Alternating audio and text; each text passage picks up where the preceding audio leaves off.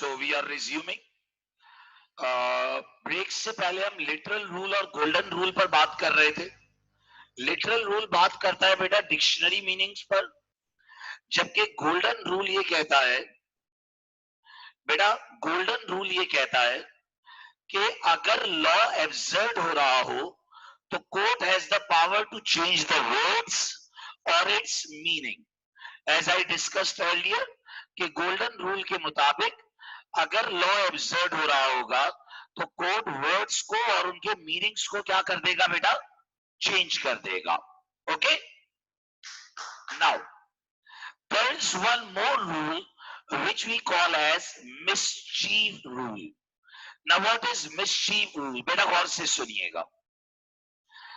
बेटा mischief rule ये कहता है कि हम वर्ड्स को कंसिडर नहीं करेंगे, हम एब्सर्डनेस को कंसिडर नहीं करेंगे, तो सर फिर मिस्चीफ रूल कंसिडर करेगा।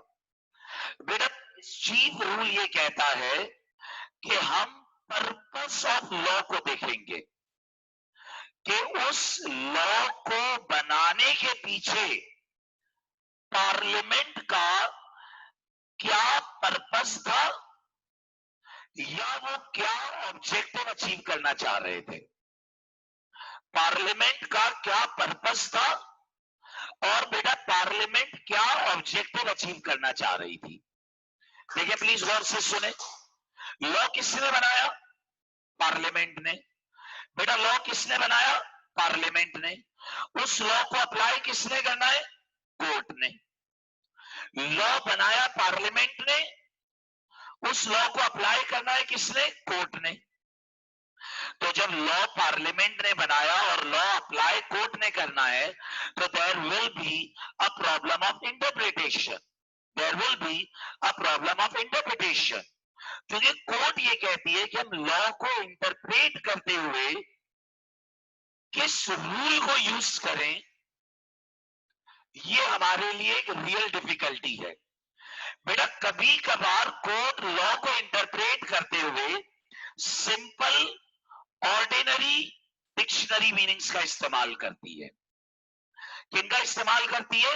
सिंपल, ऑर्डिनरी और डिक्शनरी मीनिंग्स का इस्तेमाल करती है लिटरल रूल में।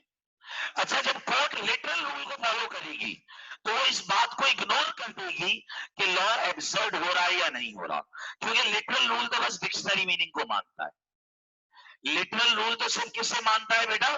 डिक्शनरी मीनिंग को। लिटरल रूल के अंदर कोर्ट इन तमाम बातों को इग्नोर कर देगी कि भाई क्या इंपैक्ट आ रहा है। कोर्ट इस बात को इग्नोर कर देगी कि ordinary simple dictionary meaning use करेगी और कोर्ट ये सब इग्नोर कर देगी कि भाई इससे क्या इंटरप्रिटेशन डेवलप होगी। गोल्डन रूल ये कहता है कि अगर लॉ, बेटा गोल्डन रूल ये कहता है कि अगर लॉ एब्सर्ड हो रहा है तो court can change the words और their meaning. Court can change the words और देयर मीनिंग्स। बेटा गोल्डन रूल से फैसला अलग आएगा, लिटरल रूल से फैसला अलग आएगा। मिस्चीफ रूल क्या कहता है कीजिएगा। मिस्चीफ रूल ये कहता है कि कोर्ट लॉ को इंटरप्रेट करते हुए लॉ का पर्पस देखेगी। क्या देखेगी? लॉ का देखेगी। Court will look at the purpose of law. बेटा मिस्चीफ रूल के अंदर कोर्ट अल्फाजों के पीछे नहीं पड़ेगी। कोर्ट ये देखेगी कि लॉ को बनाने का मकसद क्या था। What was the problem which the parliament was intending to resolve? और कोर्ट उस प्रॉब्लम को हल करेगी rather than looking for the words. Rather than looking for the words, mischief rule के तहत कोर्ट लॉ को इंटरप्रेट करते हुए लॉ का पर्पस देखेगी कि भाई उस लॉ को बनाने का क्या मकसद था। कोर्ट ये देखेगी कि बेटा उस लॉ को बनाने का क्या मकसद था। What was the real purpose behind that law? उस लॉ के पीछे रियल पर्पस क्या था? Sir what do you mean by this? बेटा there was a case of Smiths versus Hughes, a very interesting case. आप लोगों के लिए बड़ा इंटरेस्टिंग केस है। Smiths versus Hughes. बेटा कुछ प्रोस्टिट्यूट्स थी। प्रोस्टिट्यूट्स क्या कर रही थी? वो बेटा वो रोड पर, स्ट्रीट पर खड़ी हो जाती थी, और जो आम लोग वहां से गुजर रहे होते थे ना, उनको उल्टी सीधी आवाजें मारती थी। आप लोग समझ सकते हो कैसी आवाजें मारती थी। अब वो, ये यूके का केस है बेटा। प्रोस्टिट्यूट्स क्या करती थी? वहां से गुजरते लोगों पर आवाजें मारती थी। तो ये मसला एक पब्लिक इशू बनता जा रहा था, तो पार्लियामेंट ने इसके ऊपर एक लॉ बना दिया। पार्लियामेंट ने बेटा इसके ऊपर क्या बना दिया? एक लॉ बना दिया। किसने लॉ बना दिया? पार्लियामेंट ने। अच्छा, अब पार्लियामेंट ने क्या लॉ बनाया? गौर कीजिएगा। पार्लियामेंट ने लॉ बना दिया कि it is a crime for prostitutes, it is a crime for prostitutes to stand on a street. It is a crime for prostitutes to stand on a street and disturb the passage of normal people. कि prostitute road पर खड़े होकर लोगों को disturb नहीं करेंगी। या कि आज के बाद प्रोस्टिट्यूट्स रोड पे खड़े होकर आम इंसान की इज्जत पर हमले नहीं करेंगी। डन। अब उन प्रोस्टिट्यूट्स ने क्या किया कि स्ट्रीट के गिर्द के जो ग्राउंड फ्लोर के फ्लैट्स थे, जो फर्स्ट सेकंड फ्लोर के फ्लैट्स थे, बेटा वो उनकी बैल्कनीज में गंदे अंदाज में खड़े होकर आवाजें मारती थी। हैं? वो चिकने ऐसी आवाजें मारती थी। लोगों ने फिर केस कर दिया, बोला यार ये व्हाट इज दिस? आपने लॉ बनाया फिर भी ये तो प्रोस्टिट्यूट्स खड़ी हैं। कोर्ट ने प्रोस्टिट्यूट्स को बुला लिया, बोला आपको नहीं पता लॉ आ गया and it is a crime. उन्होंने कहा लॉ निकालो। उन्होंने कहा क्या निकालो भाई? लॉ निकालो।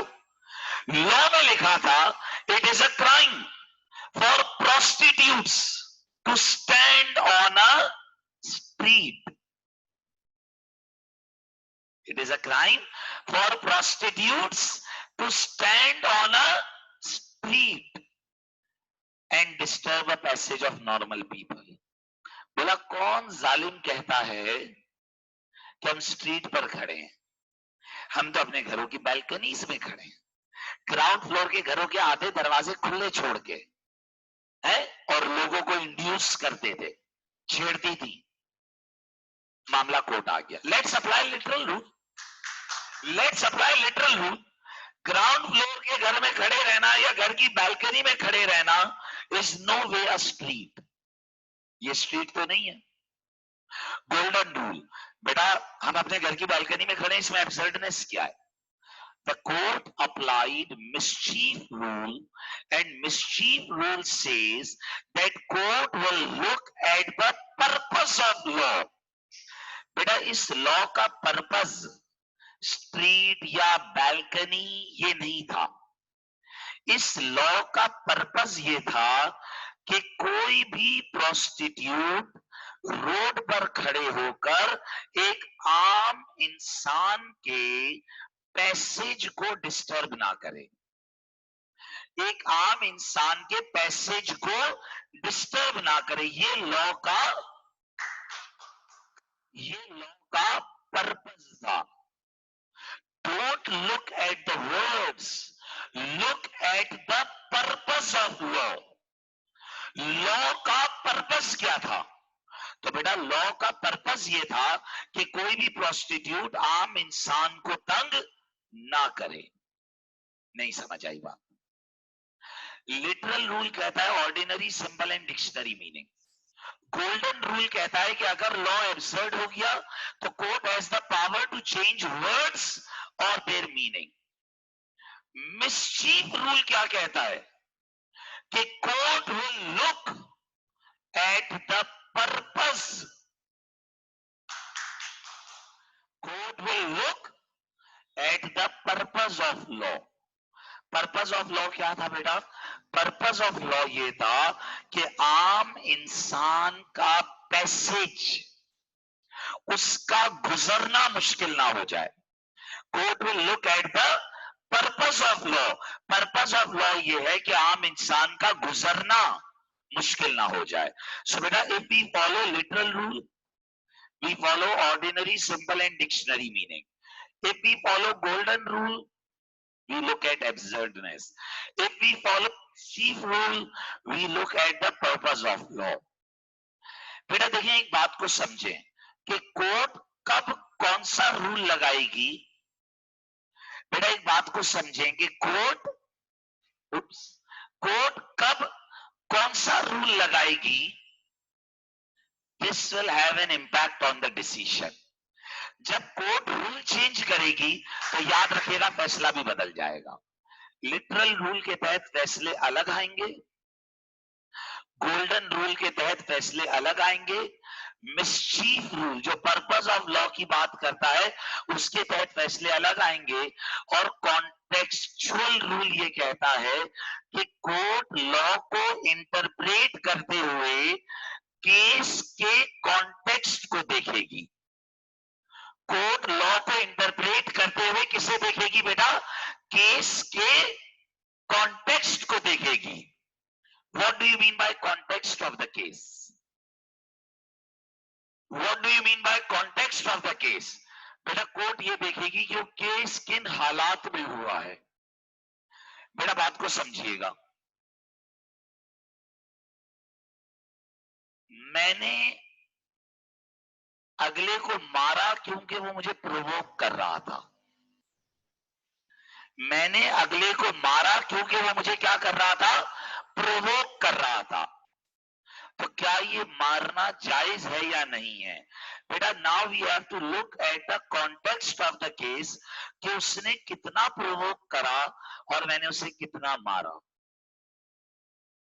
यूके में एक बार केस हुआ,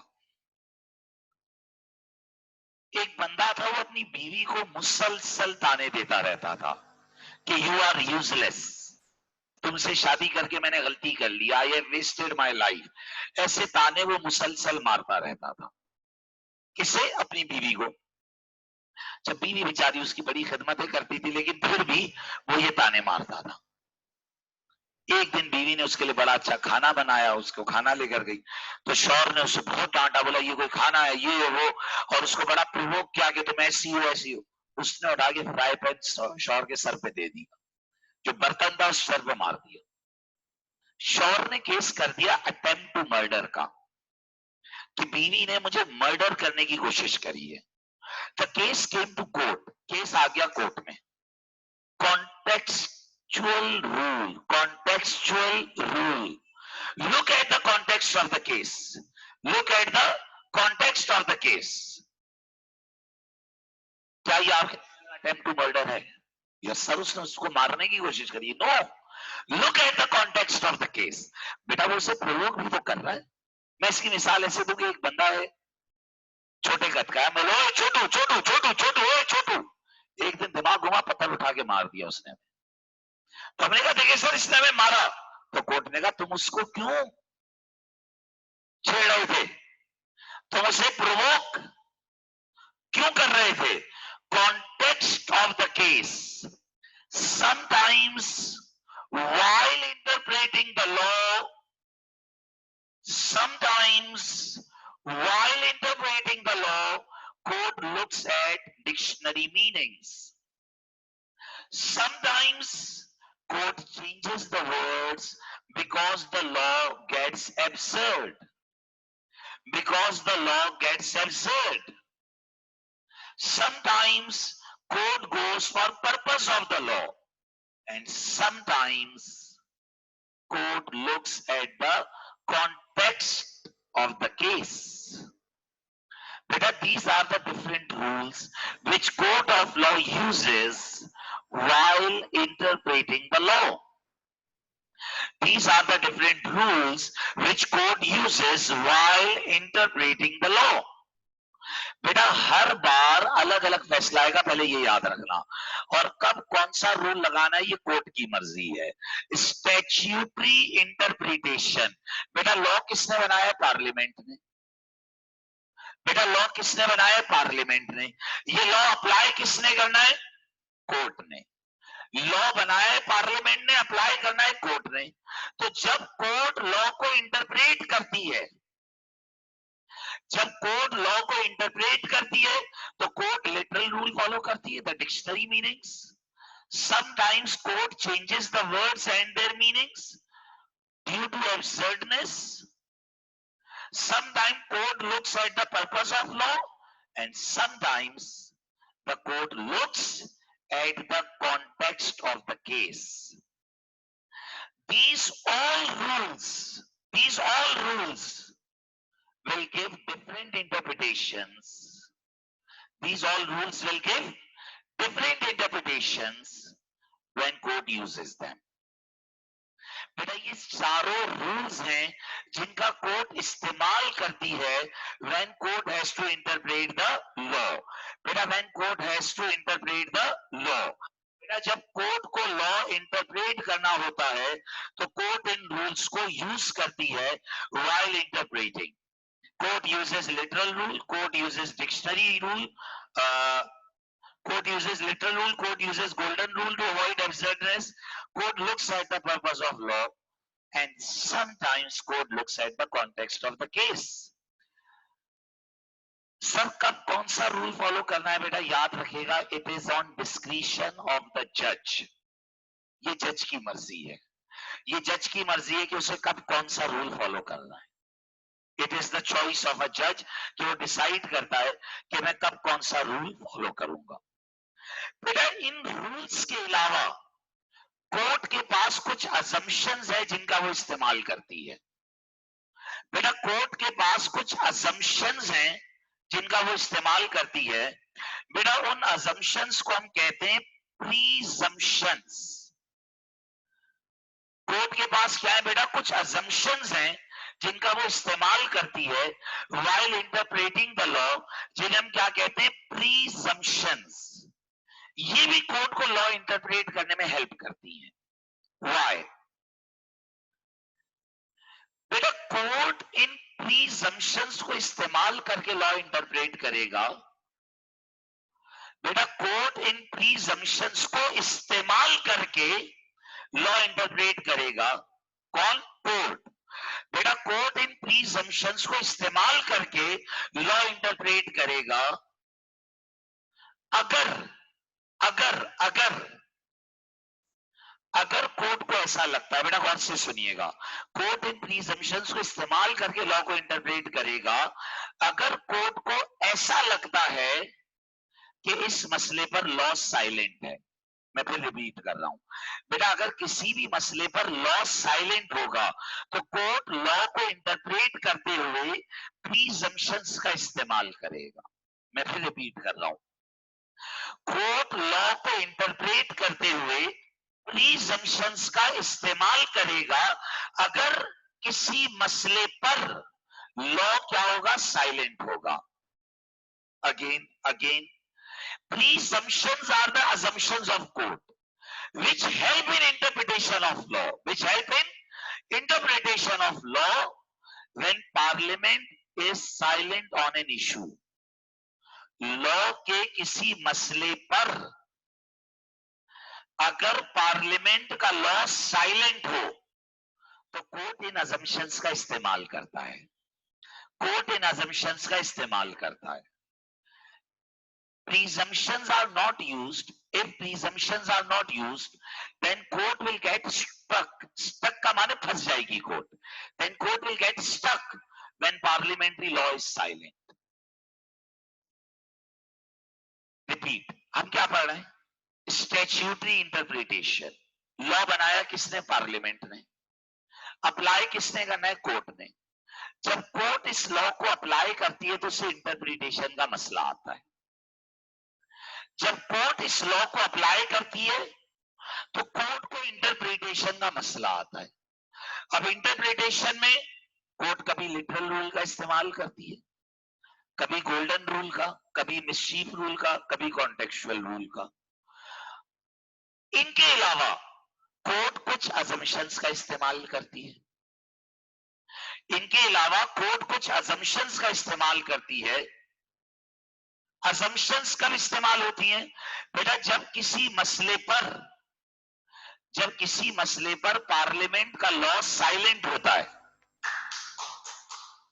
जब किसी मसले पर पार्लियामेंट का लॉ साइलेंट होता है तो कोर्ट उधर लॉ इंटरप्रेट करने के लिए अपनी अजम्पशंस यूज करती है। जैसे कोर्ट की अजम्पशन है कि law do not applies on domestic matters.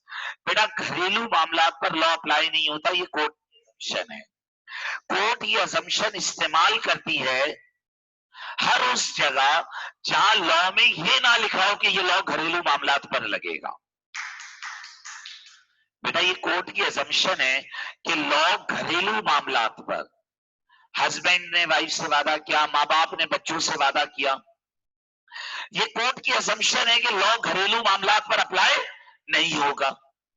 बेटा कोर्ट ये अजम्पशन यूज करेगा, कोर्ट ये अजम्पशन यूज करेगा हर उस जगह जहां लॉ साइलेंट होगा। यानी अगर एक लॉ लिखा हुआ है तो उसमें अजम्पशन ये कि लॉ घरेलू मामलात पर नहीं लगेगा, लेकिन अगर उस लॉ में लिखा हुआ है कि ये लॉ घरेलू मामलात पर भी लगेगा, then that will be an exception. Similarly law do not applies on the king. UK में जो लॉ बनेगा वो बादशाह पर, रॉयल फैमिली पर अप्लाई नहीं होगा। ये कोर्ट की अजम्पशन है। ये कोर्ट की क्या है बेटा? अजम्पशन है। लेकिन ये उस वक्त यूज होगी जब लॉ साइलेंट होगा। अगर लॉ में ये लिखा हुआ है कि बादशाह पर भी अप्लाई होगा तो फिर ये असम्पशन फॉलो नहीं होगी। Similarly law do not applies retrospectively. बेटा अगर लॉ आज बनेगा, अगर लॉ आज बनेगा तो आज के बाद से अप्लाई हो सकता है, रेट्रोस्पेक्टिव अप्लाई नहीं हो सकता। अगर लॉ आज बनेगा तो आज के बाद अप्लाई हो सकता है, रेट्रोस्पेक्टिव जाकर, बैक डेट में जाकर अप्लाई नहीं हो सकता। ये अजम्पशंस हैं कोर्ट की। Accused is innocent until proven guilty. बेटा जिस पर इल्जाम लगा है वो इनोसेंट है जब तक कि उसका जुर्म साबित ना हो जाए। तो presumptions are the assumptions of the court. गौर कीजिएगा, presumptions are the assumptions of the court which are used when law is silent. बेटा अगर presumptions ना होती, गौर कीजिएगा प्लीज, अगर क्या ना होती बेटा? presumptions ना होती। अगर क्या ना होती बेटा? presumptions ना होती तो प्रॉब्लम क्या आता? सोचो, अगर प्रीजम्पशंस ना होती तो सबसे बड़ा प्रॉब्लम ये होता कि जहां लॉ साइलेंट होता वहां कोर्ट फंस जाती। तो ये एक लिस्ट ऑफ अजम्पशंस है कोर्ट के पास। बेटा सिर्फ ये 4-5 नहीं, ऐसी बहुत सारी अजम्पशंस हैं। ये तो मैंने मिसाल के तौर पर 4-5 बताई है। अजम्पशंस की कोर्ट के पास एक लिस्ट है जिन्हें कोर्ट यूज करता है लॉ को इंटरप्रेट करते हुए, जिन्हें कोर्ट यूज करता है लॉ को इंटरप्रेट करते हुए। लॉ किसने बनाया? लॉ किसने बनाया? पार्लियामेंट ने। अप्लाई किसने करना है? कोर्ट ने। दो अलग पार्टीज आ गई। बनाया पार्लियामेंट ने, अप्लाई किसने करना है? कोर्ट ने। लॉ बनाया किसने? बोले भाई प्लीज। लॉ बनाया किसने? पार्लियामेंट ने। अप्लाई किसने करना है? कोर्ट ने। दो अलग पार्टीज हो गई, दो अलग पार्टीज हो गई। कोर्ट को ये लॉ अप्लाई करने में प्रॉब्लम आ रहा है, तो अप्लाई करने की गर्ज से कोर्ट ने लिटरल रूल बनाया जिसमें ऑर्डिनरी, सिंपल और डिक्शनरी मीनिंग यूज करे। एब्सर्डनेस पर गोल्डन रूल बनाया। पर्पस ऑफ लॉ देखा, कॉन्टेक्स्ट ऑफ द केस देखा। असम्पशंस का इस्तेमाल किया। किनका इस्तेमाल किया? असम्पशंस का इस्तेमाल किया। These all things will help, question में, these all things will help the court, will help the court in interpreting the law which is made by the parliament. इसके अलावा इंटरप्रिटेशन में हेल्प कर लेने के लिए कोर्ट कुछ एड का इस्तेमाल करती है। बेटा एड का लफ्जी मतलब होता है हेल्प लेना। एड का लफ्जी मतलब होता है क्या लेना बेटा? हेल्प लेना। Court literal rule, golden rule, contextual rule, mischief rule ये तो इस्तेमाल कर रही है, असम्पशंस भी इस्तेमाल कर रही है। इसके अलावा कोर्ट क्या लेती है? कुछ हेल्प लेती है, एड लेती है, add. Now what do you mean by aid लेना? What do you mean by aid लेना, help लेना? बेटा जब कोर्ट लॉ इंटरप्रेट कर रही होती है तो कोर्ट कुछ एक्सटर्नल हेल्प्स लेती है। कोर्ट क्या लेती है? कुछ external helps. What do you mean by this? बेटा अगर किसी हेड पर लॉ वेग होता है, लॉ क्या होता है? वेग होता है या सब्जेक्टिव होता है, तो कोर्ट पुराने केसेस उठाकर हेल्प ले लेती है। इंटरनेशनल केसेस, दूसरे मुल्क के केसेस उठाकर हेल्प लेती है। लॉ के जो मैगजीन्स होते हैं वो पढ़ती है। बेटा लॉ मैगजीन्स के अंदर डिफरेंट लॉयर्स ने उस लॉ के बारे में अपनी अपनी कमेंट्री करी होती है। लॉ के आर्टिकल्स पढ़ती है, लॉ की रिपोर्ट्स पढ़ती है। ये सारी चीजें उस लॉ के बाहर हैं। ये सारी चीजें उस लॉ के बाहर हैं। And they all assist and they all assist the court and they all assist the court in interpreting law। और ये तमाम चीजें कोर्ट को असिस्ट करती हैं, हेल्प करती हैं लॉ इंटरप्रेट करने में। क्या इंटरप्रेट करने में बेटा? लॉ इंटरप्रेट करने में हेल्प करती हैं, क्योंकि ये सारी चीजें लॉ की बुक के बाहर हैं। देखें इधर सुने बेटा, जज ने एक लॉ पढ़ा, पार्लियामेंट का बनाया हुआ लॉ है। अब जज को कंफ्यूजन हो रही है कि यार इस लॉ का ये मतलब भी हो सकता है और ये मतलब भी हो सकता है। तो जज क्या कर सकता है कि उसी लॉ पर कोई मजीद पुराना केस हो वो देख ले, कोई इंटरनेशनल दूसरे मुल्क का कोई केस मिल जाए, दूसरे मुल्क के जो रेलेवेंट लॉज देखेगा, लॉ के मैगजीन्स देखेगा, लॉ के आर्टिकल्स देखेगा, लॉ रिपोर्ट्स जो बनती हैं जिसमें डिफरेंट बड़े बड़े लॉयर्स अपने ओपिनियन देते हैं उस लॉ पर। और एक चीज होती है जिसे कहते हैं Hansard. Sir what is Hansard? What is Hansard? गौर से सुनिएगा बेटा, हैंसर्ड पार्लियामेंट की मीटिंग के मिनट्स होते हैं। हैंसर्ड पार्लियामेंट, अब गौर से सुनाइए, आपको थोड़ा सुनना पड़ेगा। हैंसर्ड पार्लियामेंट की मीटिंग के मिनट्स होते हैं। बच्चे ने कहा सर क्या होता है ये? बेटा आपने पार्लियामेंट्री लॉ मेकिंग पढ़ ली है। बेटा पार्लियामेंट जिस इजलास में वो लॉ बना होगा,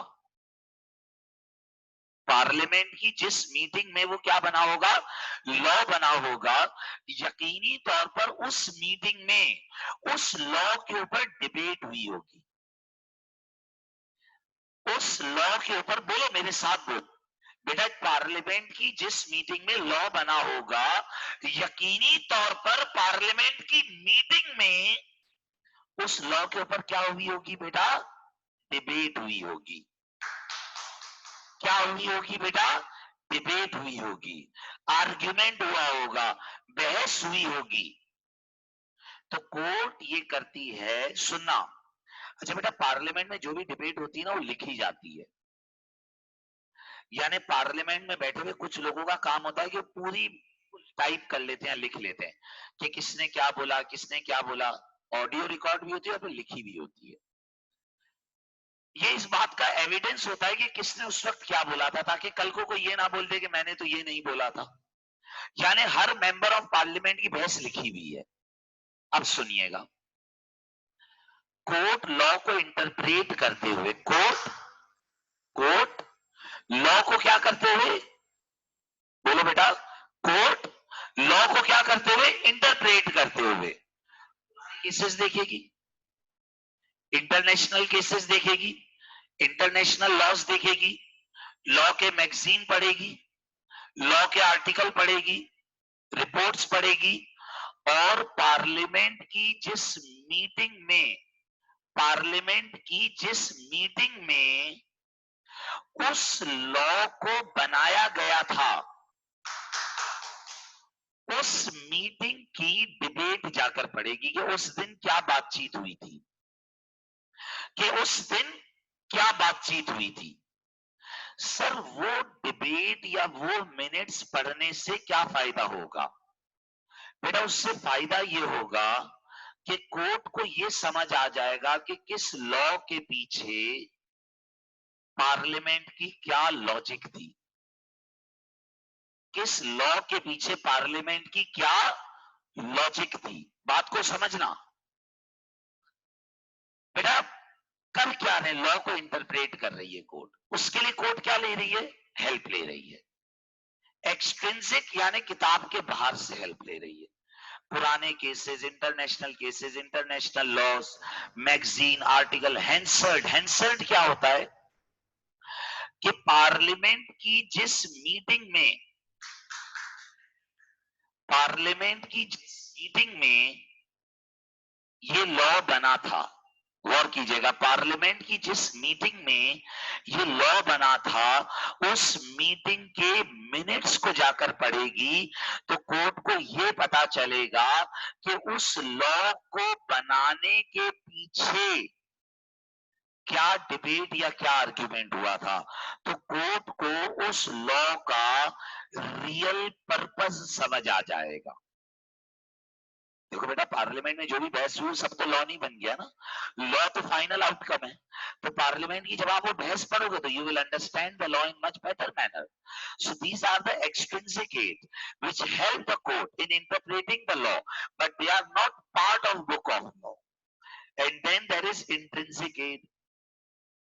इंट्रिंसिक एड क्या होती है बेटा? इंट्रिंसिक एड वो एड है जो बुक ऑफ लॉ के अंदर मौजूद है, जो बुक ऑफ लॉ के अंदर मौजूद है, with in the book of law. जैसे लॉ के अंदर जो एग्जाम्पल्स गिवन होती हैं, जब पार्लियामेंट लॉ लिखती है तो उसके साथ एग्जाम्पल दे देती है। अपेंडिक्स, अपेंडिक्स का मतलब क्या होता है? एंड में एग्जाम्पल्स या इंटरप्रिटेशन या डिटेलिंग दे देती है। Title of the law, law का स्कोप कि ये लॉ कहां कहां लगेगा। बेटा देखो, पार्लियामेंट तो लॉ बस कानून के पॉइंट्स बनाकर दे देती है, फिर उस पॉइंट्स ऑफ लॉ के ऊपर उस लॉ का स्कोप ऐड किया जाता है, उस लॉ का प्रीफेस ऐड किया जाता है। प्रीफेस माने बताया जाता है कि वो लॉ है किस बारे में, लॉ में एग्जाम्पल्स दी जाती हैं। इन चीजों को बोला जाता है इंट्रिंसिक एड, क्योंकि ये वो चीजें हैं जो लॉ की किताब के अंदर मौजूद हैं, जो लॉ की किताब के अंदर मौजूद हैं, लेकिन ये लॉ का हिस्सा नहीं है। बेटा ये लॉ की किताब के अंदर मौजूद हैं, लेकिन ये लॉ का पार्ट नहीं है। एग्जाम्पल्स या अपेंडिक्स वगैरह जो लगाए गए ये लॉ का पार्ट नहीं है। ये इसलिए लगाए जाते हैं कि जब कोर्ट उस लॉ को इंटरप्रेट करे तो कोर्ट को हेल्प हो जाए। जब कोर्ट उस लॉ को इंटरप्रेट करे तो बेटा कोर्ट को क्या मिल जाए? हेल्प मिल जाए। Let's repeat it again. Statutory interpretation, law किसने बनाया? पार्लियामेंट ने। बेटा वो लॉ अप्लाई किसने करना है? कोर्ट में। तो अब मसला आ गया कोर्ट के लिए कि how to interpret that law. Court के लिए मसला आ गया कि how to interpret that law. तो कोर्ट ने इंटरप्रिटेशन के rule, dictionary meaning, absurdness, purpose of law, context of the case, ये फॉलो कर लिया। फिर कोर्ट ने कुछ अजम्पशंस का इस्तेमाल कर लिया जो कोर्ट को इंटरप्रिटेशन में हेल्प करेंगी, और फिर कोर्ट ने कुछ एड्स यानी हेल्प का इस्तेमाल, कुछ एड्स यानी हेल्प का इस्तेमाल करने का मतलब क्या है, कुछ एड ऐसी हैं जो बुक के बाहर हैं और कोर्ट को हेल्प करेंगी, कुछ एड ऐसी हैं जो बुक के बाहर हैं और कोर्ट को हेल्प करेंगी, जैसे पुराने केसेस, इंटरनेशनल केस, पुराने लॉज, ये वो चीजें जो बुक के, बोलो मेरे साथ बेटा, जो बुक के बाहर, जो बुक के बाहर हैं, they are not the part of book of law, ये बुक ऑफ लॉ का पार्ट नहीं है, ये बुक ऑफ लॉ के बाहर हैं और ये कोर्ट को इंटरप्रिटेशन करने में हेल्प करती है। और इंट्रिंसिक एड्स कौन सी हैं, जो बुक ऑफ लॉ के अंदर मौजूद हैं, जो बुक ऑफ लॉ के अंदर मौजूद हैं और वो कोर्ट को हेल्प कर रही हैं। कुछ वो हैं जो बुक ऑफ लॉ के अंदर हैं और कुछ वो हैं जो बुक ऑफ लॉ के बाहर हैं। पुराने केसेस, ये सब बुक ऑफ लॉ उस लॉ की किताब के बाहर है। जैसे थेफ्ट एक्ट है तो थेफ्ट एक्ट के बाहर पड़ी हैं ये चीजें, और इंट्रिंसिक जो थेफ्ट एक्ट के अंदर है, थेफ्ट एक्ट पढ़ के पता चल रहा है ये चोरी का कानून होगा, तो title of the law also helps in interpretation. फिर थेफ्ट एक्ट आप खोलोगे तो उससे पहले उसका प्रीफेस लिखा होगा, प्रीफेस माने कि ये लॉ कहां कहां यूज होगा। बेटा बचपन में नॉवेल लेने जाते थे तो उसके पीछे उसका प्रीफेस लिखा होता था, उससे पता चलता था कि what the novel is about. तो ऐसी लॉ का भी एक प्रीफेस ये बताता है कि what the law is about. Examples, appendix, these all are within the book of law and they help in interpretation. Okay, कोई क्वेरीज है तो बेटा प्लीज चैट बॉक्स पर पूछिए, अगर कोई क्वेरी है तो प्लीज पूछिए बेटा। ओके भाई, हंजला ने क्वेश्चन किया sir, how can the court get stuck when they have और they can use case law when parliament has no law और साइलेंट वी कैन। अच्छा बेटा, हंजला ने सवाल किया कि सर अगर पार्लियामेंट का लॉ किसी मसले पर साइलेंट हो तो कोर्ट पुराने केसेस को भी तो इस्तेमाल कर सकता है। बिल्कुल कर सकता है, बिल्कुल कर सकता है, लेकिन अगर उस मसले पर कोई पुराना केस मौजूद ना हो तो फिर कोर्ट को पार्लियामेंट का ही लॉ इस्तेमाल करना है। अच्छा एक चीज और समझे बेटा, ऐसा नहीं है कि उस मसले पर पार्लियामेंट का लॉ नहीं है, पार्लियामेंट का लॉ है लेकिन वो किसी एक हेड पर खामोश है, तो फिर कोर्ट ने कुछ अजम्पशंस डेवलप करी है। अच्छा ये अजम्पशंस भी हंसला बेटा पुराने केसेस के जरिए डेवलप हुई हैं कि हम यहां पर ये अजम्पशन यूज करेंगे, ये अजम्पशंस भी पुराने केसेस के जरिए डेवलप हुई हैं जिनके जरिए कोर्ट फिर लॉ को इंटरप्रेट करेगी। ओके बेटा। अच्छा sir, what is the difference between presumption and assumption? अच्छा जनरल वर्ड्स में दोनों एक ही होते हैं, लेकिन प्रीजम्पशन कानून में इसलिए वर्ड यूज हुआ क्योंकि प्री का माने पहले से एक अजम्पशन ले लेना, अजम्पशन का उस वक्त अज्यूम करना, मैंने तुम्हें देखकर अजम्पशन ली, और प्रीजम्पशन क्या है, प्री प्री माने पहले से, कि मैं घर से सोच कर आया था कि मेमन तो कंजूस होता है, ये मेरी प्रीजम्पशन है। और अजम्पशन ये कि मैंने तुम्हारी कंजूसी देखी और फिर अजम्पशन ली। तो अजम्पशन उस वक्त बनती है जबकि प्रीजम्पशन पहले से होती है, लेकिन स्टिल जनरल वर्ड्स में हम इनको कॉमनली मर्ज करके यूज करते हैं। ओके बेटा, एनी मोर क्वेश्चन बेटा? अच्छा भाई, कोई सवाल नहीं माशाल्लाह से।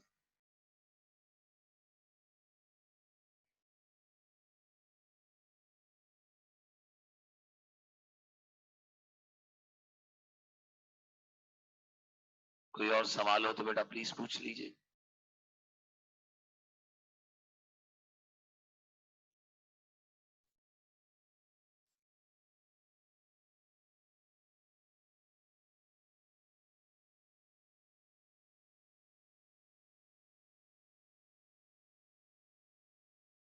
मिस्टर याया की ड्रामेबाजी शुरू हो गई। अच्छा फहाद कह रहे हैं सर प्रीजम्पशन एक और दफा एक्सप्लेन कर दे। बेटा बहुत सिंपल है, देखें बेटा देखिए, पार्लियामेंट ने एक लॉ बना दिया, लेकिन पार्लियामेंट का लॉ किसी मसले पर साइलेंट है। बात को समझो, पार्लियामेंट ने क्या बना दिया, लॉ बना दिया, लेकिन अगर पार्लियामेंट का लॉ किसी मसले पर साइलेंट है, खामोश है, तो कोर्ट के पास अब दो हल हैं। या तो एक है कि बैठ जाए हाथ बांध के, ऐसे बैठी रहे, क्या हम क्या करें, लॉ तो। दूसरा हल ये है कि कोर्ट के पास एक लिस्ट ऑफ अजम्पशंस है जिन्हें कोर्ट यूज करती है। एक लिस्ट ऑफ अजम्पशंस है कि भाई जब भी पार्लियामेंट का लॉ साइलेंट होता है तो कोर्ट वो अजम्पशन इस्तेमाल कर लेती है। जैसे इसके जैसे एक अजम्पशन है कि लॉ घरेलू मामला पर अप्लाई नहीं होगा। अब कोर्ट ये अजम्पशन लगा के आगे बढ़ जाती है, भाई अगर कोई घरेलू मैटर का केस आया तो कोर्ट ये देखती है कि क्या लॉ में ये लिखा है कि ये लॉ घरेलू मामला पर लगेगा। अगर नहीं लिखा हुआ लॉ में तो कोर्ट बस ये अजम्पशन इस्तेमाल कर लेती है कि law do not applies on domestic matter, और कोर्ट आगे बढ़ जाती है। सिमिलरली एक लॉ इसमें ये नहीं लिखा हुआ कि लॉ बादशाह पर लगेगा या नहीं लगेगा, तो कोर्ट अजम्पशन लगा देती है कि लॉ बादशाह पर नहीं लगेगा। ऐसी ये इसके अलावा और भी अजम्पशंस हैं कि एक अजम्पशन है in criminal cases mens rea must be proved. Latin word है mens rea. In criminal cases mens rea का मतलब होता है the intention to commit crime must be proved. ये कोर्ट की असम्पशन है कि कोई भी क्रिमिनल केस होगा तो आपको मेरी इंटेंशन प्रूव करना लाजिम है कि मैंने वो क्राइम क्यों किया है। अब ये कोर्ट की असम्पशन है, कोर्ट ये असम्पशन यूज करती है जब लॉ साइलेंट होता है। कोर्ट ये असम्पशन यूज करती है जब लॉ क्या होता है, साइलेंट होता है। In criminal cases mens rea must be used, ये कोर्ट की असम्पशन है। तो there are too many assumptions, ये बहुत सारी असम्पशंस हैं जो कोर्ट ने ओवर द पीरियड डेवलप करी हैं कि भाई जब भी लॉ साइलेंट होगा तो we will use an assumption. यानी अगर पार्लियामेंट का लॉ किसी मसले पर खामोश होगा तो हम स्टक नहीं हो जाएंगे, फंस नहीं जाएंगे, बल्कि हम असम्पशन लगाकर आगे बढ़ जाएंगे। ओके बेटा, बात समझ आ गई है? अच्छा, मोहम्मद अजीम साहब ने कहा है sir, law does not applies retrospectively, like new law won't apply to previous cases where his case was challenged due to law. बेटा देखिए, law do not apply retrospectively का मतलब है कि अगर लॉ से बनाए तो बैक डेट पर जाकर अप्लाई नहीं होगा। आपने कहा कि सर मुशर्रफ ने जो इमरजेंसी लगाई थी उसका केस तो आज चल रहा है। बेटा इमरजेंसी लगाई थी, उस पर कॉन्स्टिट्यूशन तो मौजूद था ना, जो इमरजेंसी कब लगाई जा सकती है उसको बयान करता है। तो मुशर्रफ के खिलाफ केस ये चल रहा है कि कॉन्स्टिट्यूशन ऑफ पाकिस्तान ने बताया हुआ है कि फौज इमरजेंसी कब लगा सकती है, उसने उन क्लॉजेस को तोड़ा है।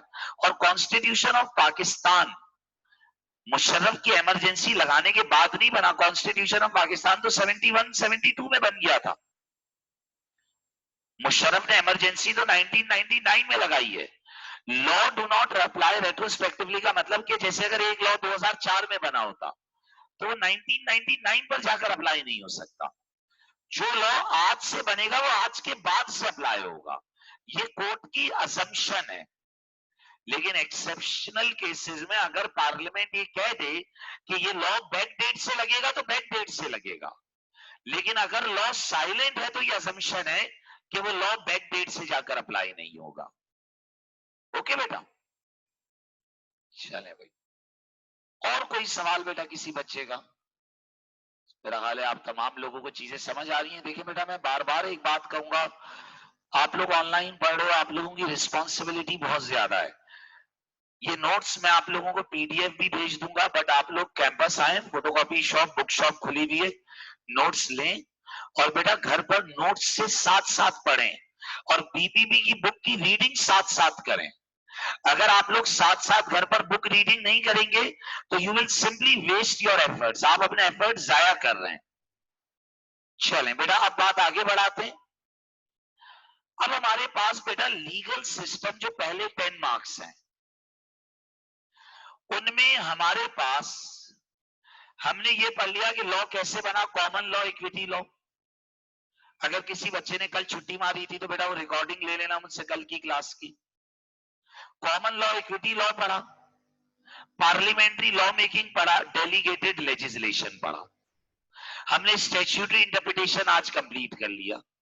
अब हमारे पास एक टॉपिक है डॉक्ट्राइन ऑफ बाइंडिंग प्रीसिडेंट या केस लॉ जिसे कहते हैं। फिर एक टॉपिक है कोर्ट्स का स्ट्रक्चर, एक टॉपिक है criminal and civil law, and then last is human rights act. तो कोशिश करेंगे इंशाल्लाह हम आज लीगल सिस्टम कंप्लीट कर लें। हो सकता है कि एंड में थोड़ा बहुत रह जाए तो उसे फिर नेक्स्ट क्लास में कर लेंगे, क्योंकि आज थोड़ी सी क्लास शुरू होने में भी हमें 20-25 मिनट स्टार्ट में जाया हो गए थे क्योंकि ऑनलाइन के सेटअप में। बट इंशाल्लाह from the next time we will be much more fluent, हम ज्यादा रवा हो जाएंगे इस पर। Let's start. Doctrine of binding precedent या case law, what is this? देखिए कोर्ट्स का एक सिस्टम है, गौर कीजिएगा बेटा, कोर्ट का एक निजाम है कि कोर्ट हमेशा अपने पुराने फैसलों को फॉलो करती है। कोर्ट का एक निजाम क्या है कि बेटा कोर्ट हमेशा अपने पुराने फैसलों को क्या करती है बेटा? फॉलो करती है। What do you mean by this? बेटा अगर कोर्ट ने आज किसी के मैटर में ए फैसला दिया है, तो जब सिमिलर मैटर का दोबारा केस आएगा, गौर कीजिएगा बेटा, जब सिमिलर मैटर का दोबारा केस आएगा तो कोर्ट उस पर भी ए फैसला ही देगी। अगर कोर्ट ने किसी के फैसले पर आज ए फैसला दिया है तो कोर्ट फिर सिमिलर केस में ए फैसला ही देगी, आइंदा कभी बी या डी या ई या एफ फैसला नहीं देगी। What do you mean by this? बेटा आप सल्लल्लाहु अलैहि वसल्लम के दौर में जब एक बंदे ने चोरी करी थी तो आप सल्लल्लाहु अलैहि वसल्लम ने क्या कहा कि इसके हाथ काट दिए जाएं, बोला था। लेकिन साथ में एक जुमला और भी बोला था बेटा, साथ में एक जुमला और भी बोला था, इफ यू पीपल रिमेंबर। बेटा आप सल्लल्लाहु अलैहि वसल्लम ने क्या कहा था कि इसके हाथ काट दिए जाएं, और साथ में आप सल्लल्लाहु अलैहि वसल्लम ने यह कहा था कि अगर इसकी जगह मेरी बेटी फातिमा होती तो उसके भी हाथ काट दिए जाते। वाह, ऐसा क्यों कहा था बेटा आप सल्लल्लाहु अलैहि वसल्लम ने? क्योंकि ये इंप्रेशन दे देना था दुनिया को कि इसके हाथ कट रहे हैं तो अब सबके हाथ कटेंगे। तभी क्या बोला कि अगर इसकी जगह मेरी बेटी फातिमा होती तो उसके भी हाथ काट दिए जाते। This is concept of precedent, कि जो मामला एक के साथ होगा बेटा वो मामला सबके साथ होगा। Precedent, past decisions of the court, past decisions of the court, precedent. Court should follow its own past decisions as per doctrine of precedent. बेटा कोर्ट को चाहिए कि कोर्ट अपने पुराने फैसलों को फॉलो करे। बेटा कोर्ट को चाहिए कि कोर्ट अपने पुराने फैसलों को क्या करे बेटा? फॉलो करे। Court should follow its own past decisions. बेटा एक बात सोचो, अगर कोर्ट अपने पुराने फैसले फॉलो नहीं कर रही then it is unfair. It is unfair. Why is it unfair? बेटा आप रोड पर जा रहे हो, आपने सीट बेल्ट नहीं बांधा हुआ था, आपका चालान हो जाए। आपका क्या हो जाए बेटा? चालान हो जाए। ओके, उसी वक्त दूसरा बंदा भी बिना सीट बेल्ट बांधे जा रहा हो, उसका चालान ना हो, तो आपको कैसी आग लगती है? आप पुलिस वाले को क्या बोलोगे कि यार मेरा चालान कर दिया, उसका चालान क्यों नहीं कर रहे हैं? उसको क्यों नहीं पकड़ रहे, मुझे क्यों पकड़ा? नहीं समझ आई बात। बेटा क्लास में एक बच्चा मोबाइल चला रहा है, मैंने उसका मोबाइल तोड़ दिया, जमीन पे मार के तोड़ दिया। उसने कहा बिल्कुल सही किया सर, मेरा मोबाइल तोड़ दिया।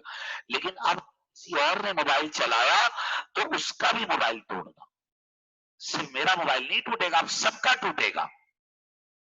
अब सबके मोबाइल तोड़ें। प्रीसिडेंट, जो एक के साथ हो वो सबके साथ हो। This brings fairness. This brings consistency. Doctrine of precedent. The court should follow. The court should follow its own past decisions. Court के ऊपर लाजिम है, कोर्ट के ऊपर लाजिम है कि वो अपने पुराने फैसलों को फॉलो करे। कोर्ट के ऊपर लाजिम है कि कोर्ट अपने पुराने फैसलों को फॉलो करे। It is mandatory on the court कि court should follow its own past decisions. अब इसमें बेटा एक बाइंडिंग प्रीसिडेंट है, इसमें बेटा एक बाइंडिंग प्रीसिडेंट है और एक परसुएसिव प्रीसिडेंट है। थोड़ा सा बेटा गौर से सुनिएगा। डॉक्ट्राइन ऑफ प्रीसिडेंट क्या कहता है कि कोर्ट पर लाजिम है कि कोर्ट अपना पुराना फैसला फॉलो करे। ये कोर्ट पर लाजिम है, मैंडेटरी है। तो अब जब कोर्ट पर ये लाजिम है कि अपना पुराना फैसला फॉलो करे तो दो तरह के प्रीसिडेंट हैं। एक है बाइंडिंग प्रीसिडेंट्स, एक है बाइंडिंग प्रीसिडेंट्स। बेटा binding precedent means that court must लफ्ज को पकड़ना, the court must follow its past decision. Binding precedent एक ऐसा प्रीसिडेंट है जो कि कोर्ट पर फॉलो करना लाजिम है, मर्जी नहीं है। कोर्ट पर फॉलो करना लाजिम है, मर्जी नहीं है। The court must follow its past decision, जो कि फॉलो करना लाजिम है। बेटा ये उस वक्त होता है जब आपसे हिरार्की में बड़ी कोर्ट, जब आपसे हिरार्की माने दर्जाबंदी में बड़ी कोर्ट का अगर फैसला मौजूद है तो तमाम छोटी कोर्ट्स पर, अगर आपसे बड़ी कोर्ट का फैसला मौजूद है तो तमाम छोटी कोर्ट्स पर वो फैसला मानना लाजिम है। अगर सुप्रीम कोर्ट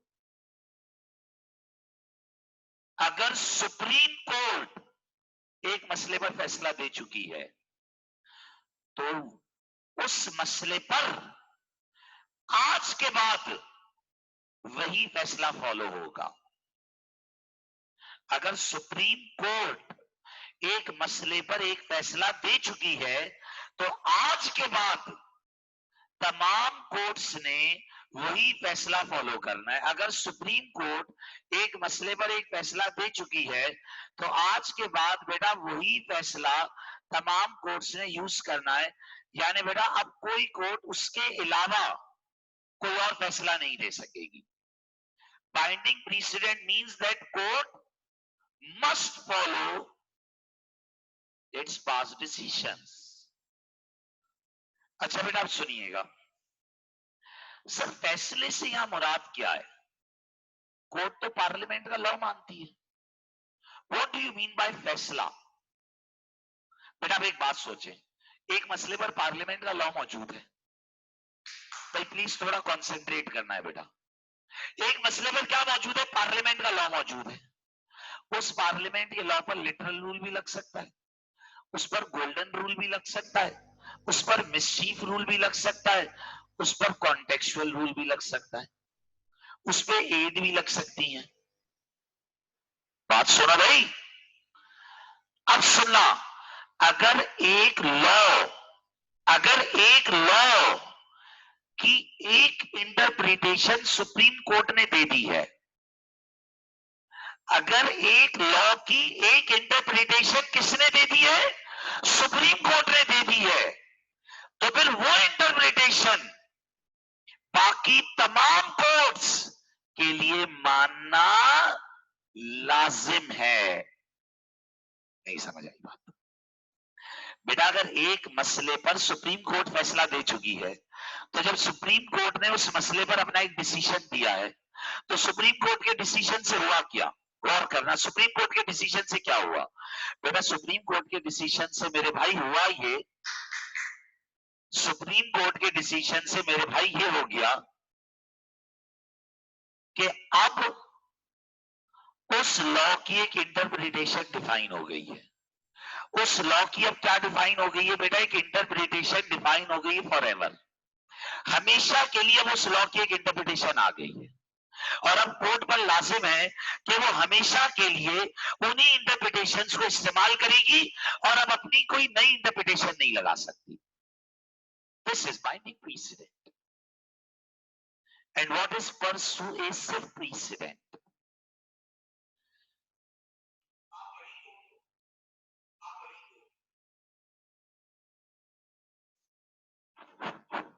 बेटा मिसाल के तौर,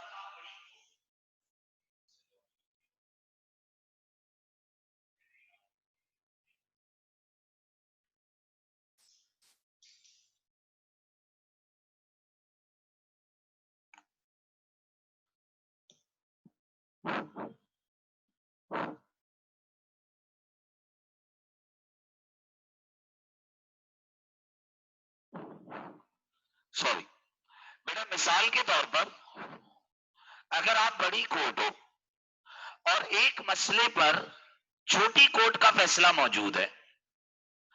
बेटा अगर आप क्या हो, बड़ी कोर्ट हो, बड़ी, मिसाल के तौर पर आप हाई कोर्ट हो और उस मसले पर किसी छोटी कोर्ट का भी फैसला मौजूद है, तो बड़ी कोर्ट के ऊपर क्या छोटी कोर्ट का फैसला मानना बाइंडिंग होगा या परसुएसिव होगा?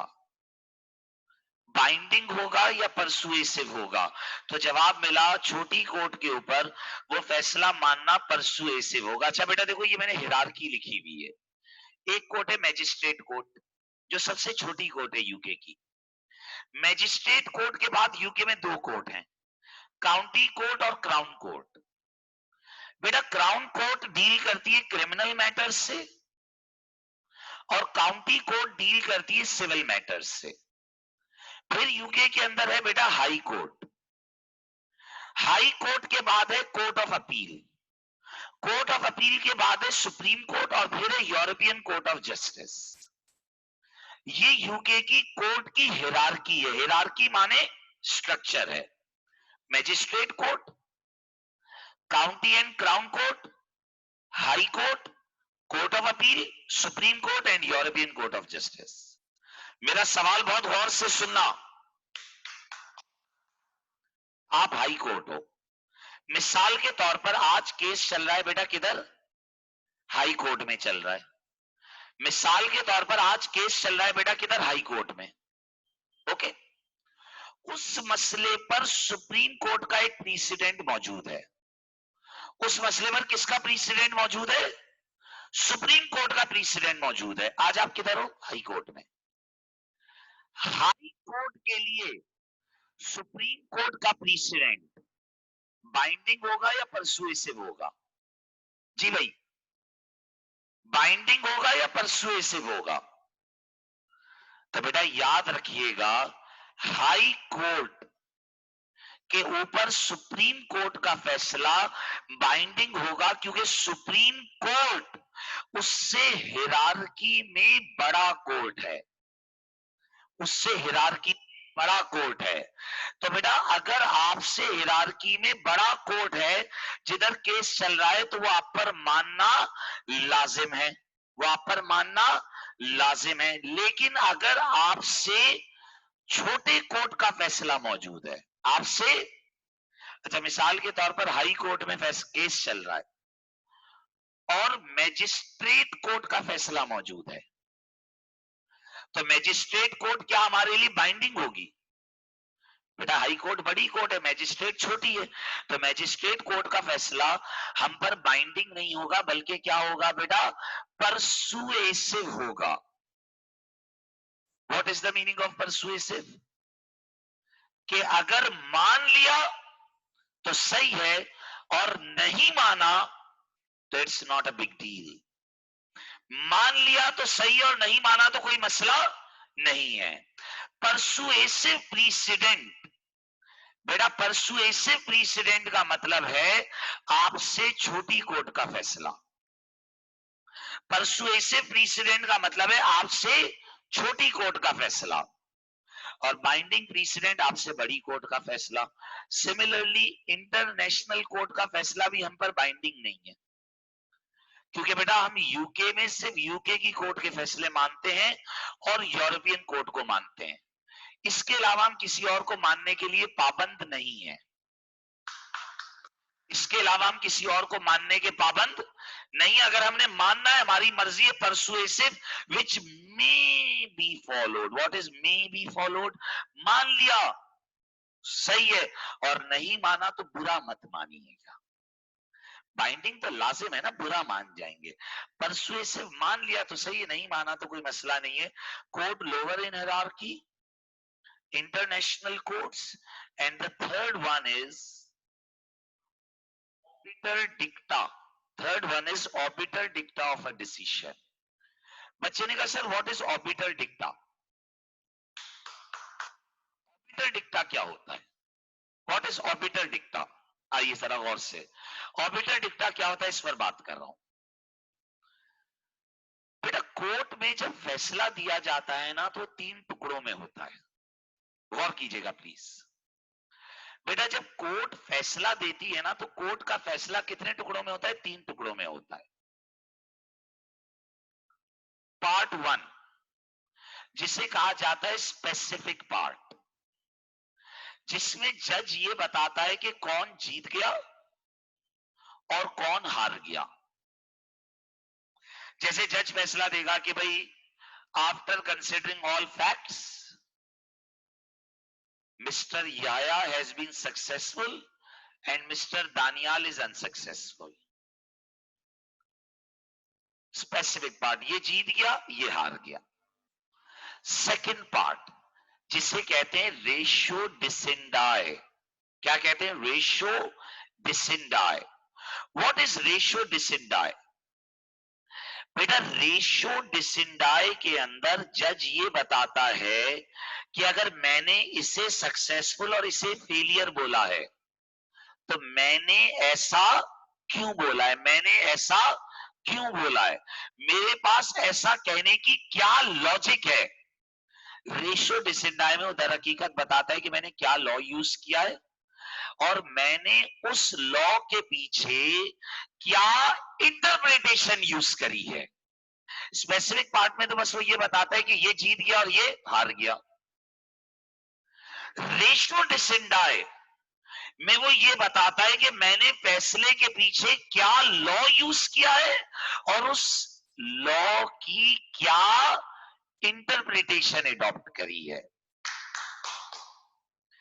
क्या लॉ यूज किया है और बेटा उस लॉ की क्या इंटरप्रिटेशन एडॉप्ट है, इसे कहते हैं ratio decidendi. Court tells reasoning and interpretation of law used while giving the decision. This part is the most important part of the decision because it tells the logic of the decision. ये हमें बताता है बेटा, ये बताता है कि भाई उस फैसले के पीछे क्या लॉजिक है। इसमें कोर्ट ये बताता है कि बेटा उस फैसले के पीछे क्या लॉजिक है, उस फैसले के पीछे क्या इंटरप्रिटेशन है, क्या लॉ है। ये रेशो डिसेंडाए फ्यूचर के लिए प्रीसिडेंट बनता है। बेटा स्पेसिफिक पार्ट तो उस केस के लिए, याया और दानियाल तो इस केस में, अगले केस में आजम और अली होंगे, फिर उसके अगले केस में खुर्रम और साजिद होंगे, फिर उसके अगले केस में उवैस और यासिर होंगे, फिर उसके केस के अगले केस में अंसार और फैजान होगा। There will be many people.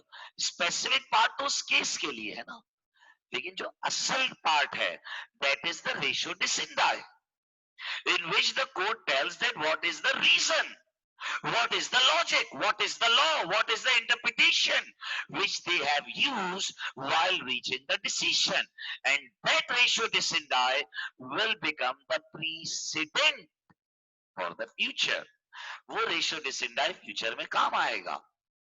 And the third thing is obiter dicta. What is obiter dicta?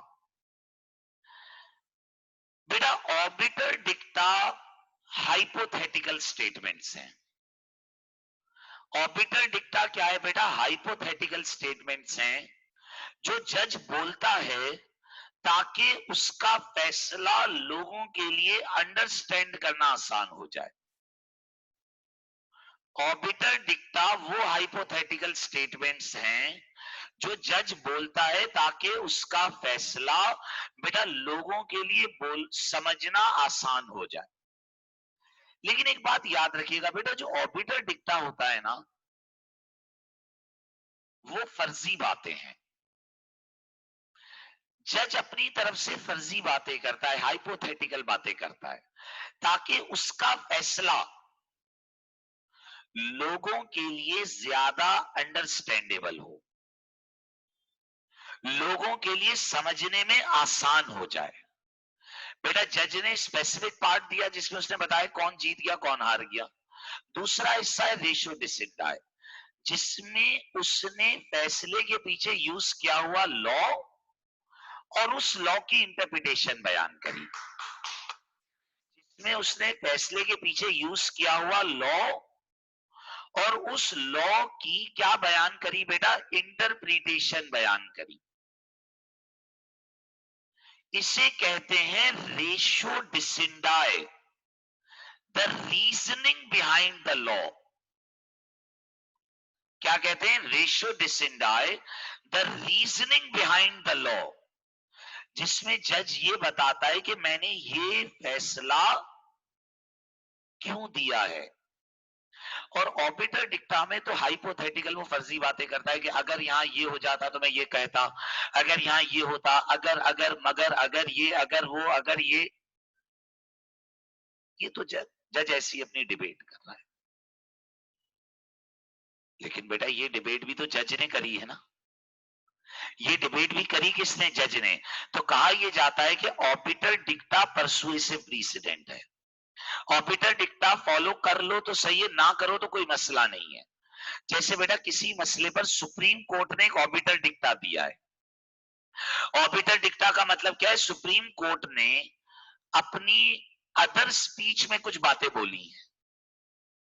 फैसला सुनाने के बाद जो सुप्रीम कोर्ट ने अपनी तकरीर करी, उसमें सुप्रीम कोर्ट ने कुछ बातें करी हैं कि भाई अगर यहां ये होता तो हम ये, अगर ये होता, अगर ये ना।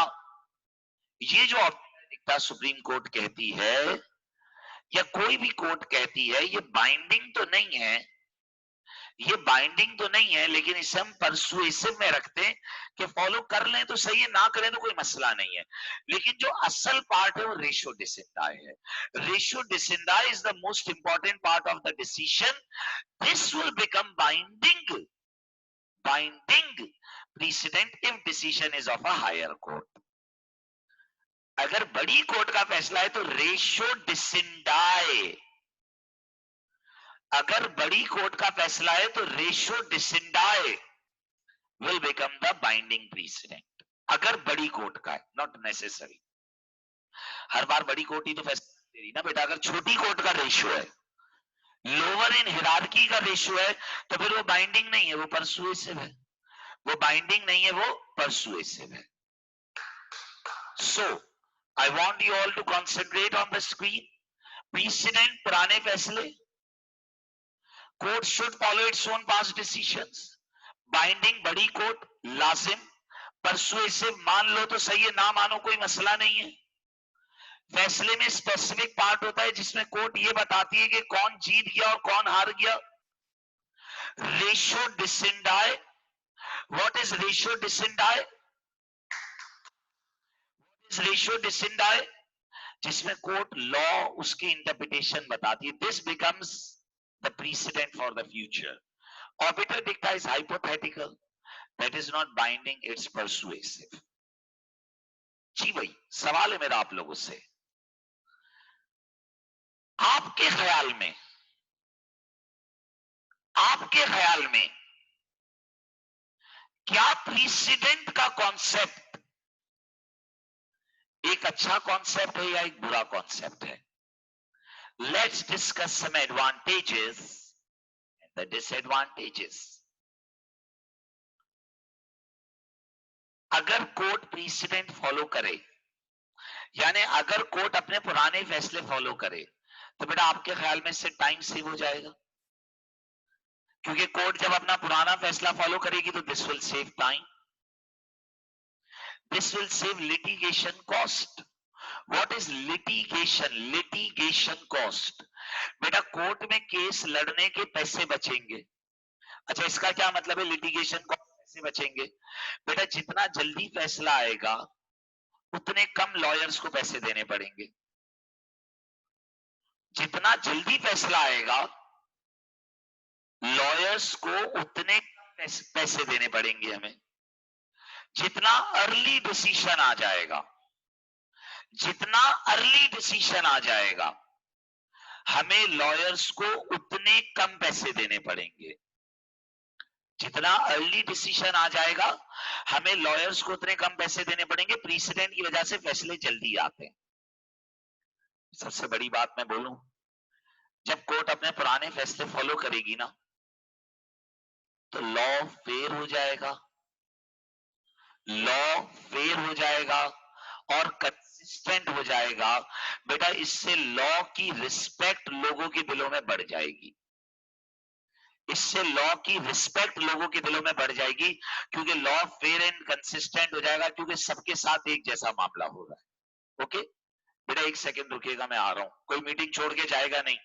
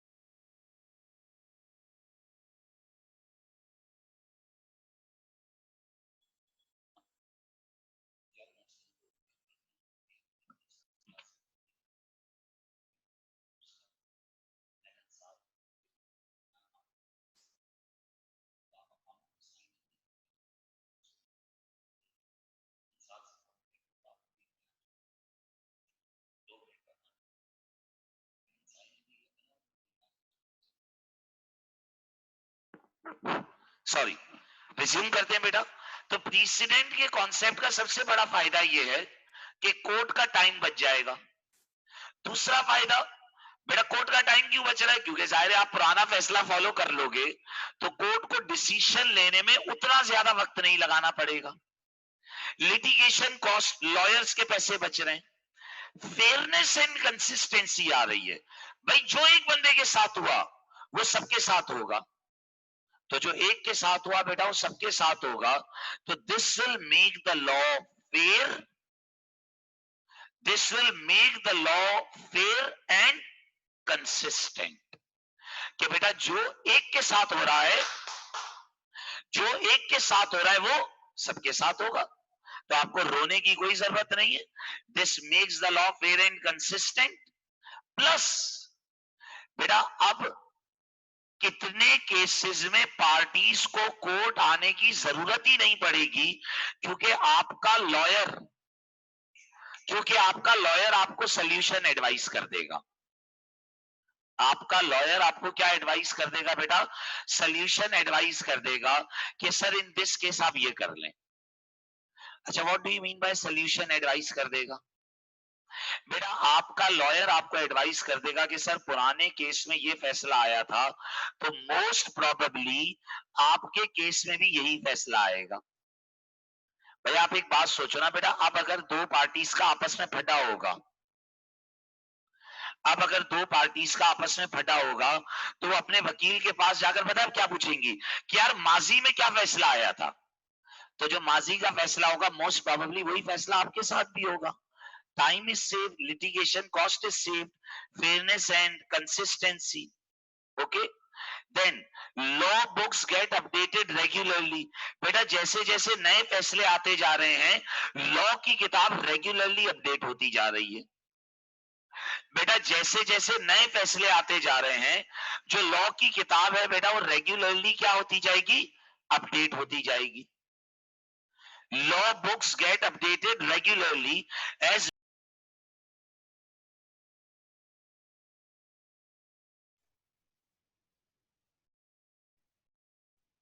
ओके, आवाज आ रही है बेटा तमाम लोगों को?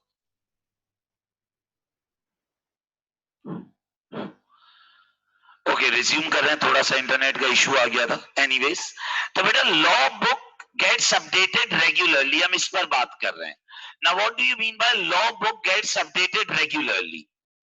आप देखो जब हर बार नया केस आ रहा है, बेटा जब हर बार नया केस आ रहा है, तो प्रीसिडेंट की किताब में नए नए लॉज ऐड होते जा रहे हैं। गौर से सुने, बात को सुनिएगा। बेटा पार्लियामेंट का लॉ तो पता नहीं कब जाकर बनेगा।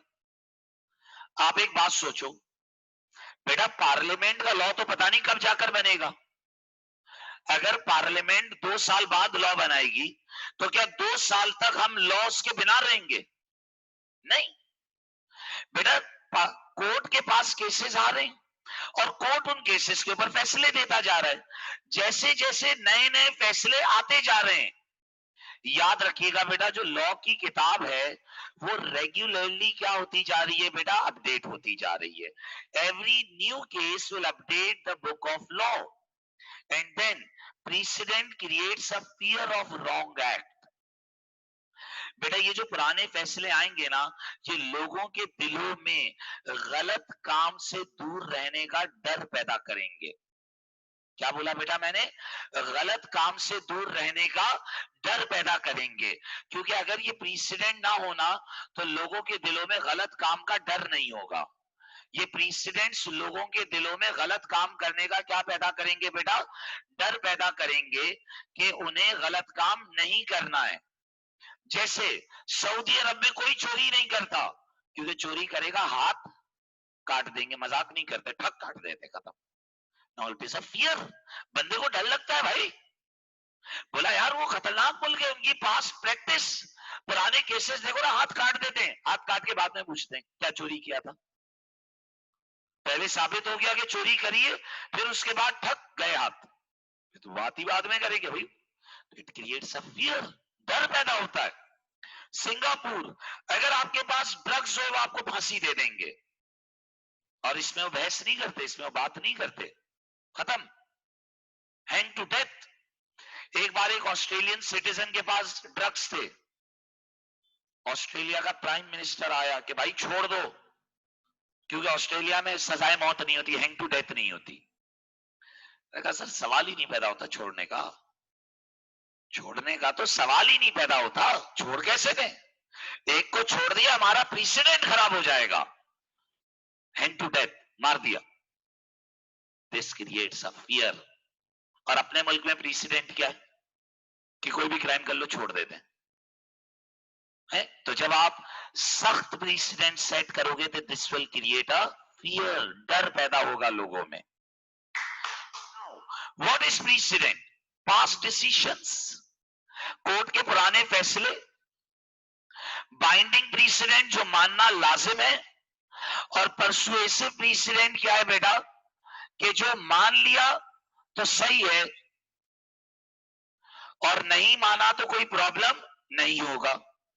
जो मान लिया तो सही और नहीं माना तो कोई प्रॉब्लम नहीं है, परसुएसिव। जबकि बाइंडिंग आपके ऊपर मानना लाजिम है। तो one is binding precedent which is mandatory and other is persuasive, जो कि आपकी चॉइस है। सबसे बड़ी कोर्ट का फैसला है तो वो बाइंडिंग है, छोटी कोर्ट का या इंटरनेशनल कोर्ट का फैसला है तो फिर वो बाइंडिंग नहीं है बल्कि वो परसुएसिव है। बेटा प्रीसिडेंट कॉन्सेप्ट के क्या फायदे हैं, इस पर बात हुई कि भाई प्रीसिडेंट के कॉन्सेप्ट का सबसे बड़ा फायदा यह है कि टाइम बच जाएगा। दूसरा फायदा है लिटिगेशन कॉस्ट बचेगी। बेटा फेयरनेस एंड कंसिस्टेंसी आ जाएगी in the judicial process, law की किताब रेगुलरली अपडेट हो सकेगी। So these all were the advantages. Precedent makes it easy for lawyers to advise settlement. बेटा लॉयर्स के लिए अब सेटलमेंट एडवाइस करना बहुत आसान हो जाएगी। So yes, there are advantages, but at the same time there are some flaws. एक गलत फैसला बहुत सारे गलत फैसले करवा देगा। क्या बोला बेटा मैंने? एक गलत फैसला बहुत सारे गलत फैसले करवा देगा। One wrong decision will lead to several wrong decisions, क्योंकि जब एक गलत फैसला आ जाएगा तो कोर्ट उस प्रीसिडेंट को फॉलो करने के लिए पाबंद है। तो बेटा सब उसी गलत फैसले को आंखें बंद करके फॉलो कर रहे होंगे। Let's take an example of Supreme Court. अगर सुप्रीम कोर्ट से गलती हो गई, अगर किससे गलती हो गई? सुप्रीम कोर्ट से गलती हो गई, तो सुप्रीम कोर्ट तो तमाम कोर्ट्स का डैडी कोर्ट है, सबसे बड़ा कोर्ट है। अगर उससे गलती हो गई तो सब उसी गलत प्रीसिडेंट को फॉलो करते रहेंगे। Then distinguishing is a subjective matter. बेटा व्हाट इज डिस्टिंग्विशिंग? जब कोर्ट, अब प्लीज गौर से सुनना बेटा, जब कोर्ट पुराने प्रीसिडेंट को अप्लाई कर रही होती है, जब कोर्ट किसे अप्लाई कर रही होती है बेटा? जब कोर्ट पुराने प्रीसिडेंट को अप्लाई कर रही होती है तो कोर्ट पुराने केस में और आज वाले केस में डिफरेंसेस देखती है। सुनिएगा बेटा, अगर आप मुझे पुराने केस का प्रीसिडेंट तो पुराना केस है ना बेटा, अगर आप मुझे पुराने केस का प्रीसिडेंट सुना रहे हो, अगर आप मुझे पुराने केस का क्या सुना रहे हो बेटा? प्रीसिडेंट सुना रहे हो, तो कोर्ट प्रीसिडेंट, कोर्ट गौर कीजिएगा बेटा, कोर्ट प्रीसिडेंट अप्लाई करते हुए, बेटा कोर्ट क्या अप्लाई करते हुए? प्रीसिडेंट अप्लाई करते हुए, क्या अप्लाई करते हुए? प्रीसिडेंट अप्लाई करते हुए पुराने केस में और आज वाले केस में डिस्टिंग्विशिंग करता है। क्या करता है? डिस्टिंग्विशिंग। What is distinguishing? दोनों के दरमियान फर्क तलाश करता है। दोनों के दरमियान क्या तलाश करता है? फर्क तलाश करता है। बेटा अगर कोर्ट को पुराने वाले केस में और आज वाले केस में कोई डिफरेंस मिल गया, यानी डिस्टिंग्विशिंग मिल गई, तो फिर कोर्ट प्रीसिडेंट फॉलो, गौर कीजिएगा बेटा, फिर कोर्ट प्रीसिडेंट फॉलो नहीं करेगा। अगर कोर्ट को पुराने वाले केस में और आज वाले केस में फर्क मिल गया, क्या मिल गया? फर्क मिल गया, तो फिर बेटा कोर्ट प्रीसिडेंट फॉलो नहीं करेगा। तो सर फिर कोर्ट क्या फॉलो करेगा? अगर पुराने वाले केस में और आज वाले केस में डिफरेंस हुआ तो फिर कोर्ट अपनी मर्जी से कोई फैसला देगा और कोर्ट फिर उस वक्त प्रीसिडेंट को फॉलो नहीं करेगा। फिर कोर्ट ये नहीं देखेगा कि उस मसले पर प्रीसिडेंट क्या कहता है, बेटा फिर कोर्ट ये नहीं देखेगा कि उस मसले पर प्रीसिडेंट क्या कहता है, बल्कि then court will follow its own decision on that matter. लेकिन बेटा मसला ये है कि जब कोर्ट दो केसेस के दरमियान, एक मिनट रुकिएगा बेटा, आईपैड की चार्जिंग खत्म हो गई। बेटा जब कोर्ट दो केसेस के दरमियान फर्क ढूंढ रहा होता है, बेटा जब कोर्ट दो केसेस के दरमियान क्या ढूंढ रहा होता है? फर्क ढूंढ रहा होता है, तो ये एक सब्जेक्टिव मैटर होता है। अच्छा what do you mean bye subjective matter होता है? बेटा ये सब्जेक्टिव मैटर इसलिए होता है क्योंकि दो केसेस के दरमियान थोड़े बहुत फर्क तो होते ही है ना। अब ये जज के हाथ में होता है कि उसने उस वक्त प्रीसिडेंट को फॉलो करना है या नहीं करना। यानी अब सुनना बेटा, अगर मैं 50 साल पुराने केस का रेफरेंस दे रहा हूं और आप उसे आज वाली सिचुएशन से कंपेयर कर रहे हो, तो आप लॉजिकली सोचो बेटा, दो केसेस में थोड़ा बहुत फर्क तो होता ही है ना। ऐसा कैसे हो सकता है कि 50 साल पुराना केस और आज वाला केस बिल्कुल एग्जैक्टली सेम हो?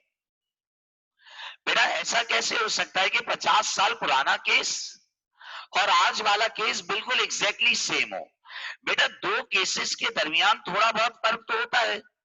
तो कहा यह गया कि कोर्ट ने कब प्रीसिडेंट फॉलो करना है और कब फॉलो नहीं करना, बेटा ये एक सब्जेक्टिव मैटर होता है।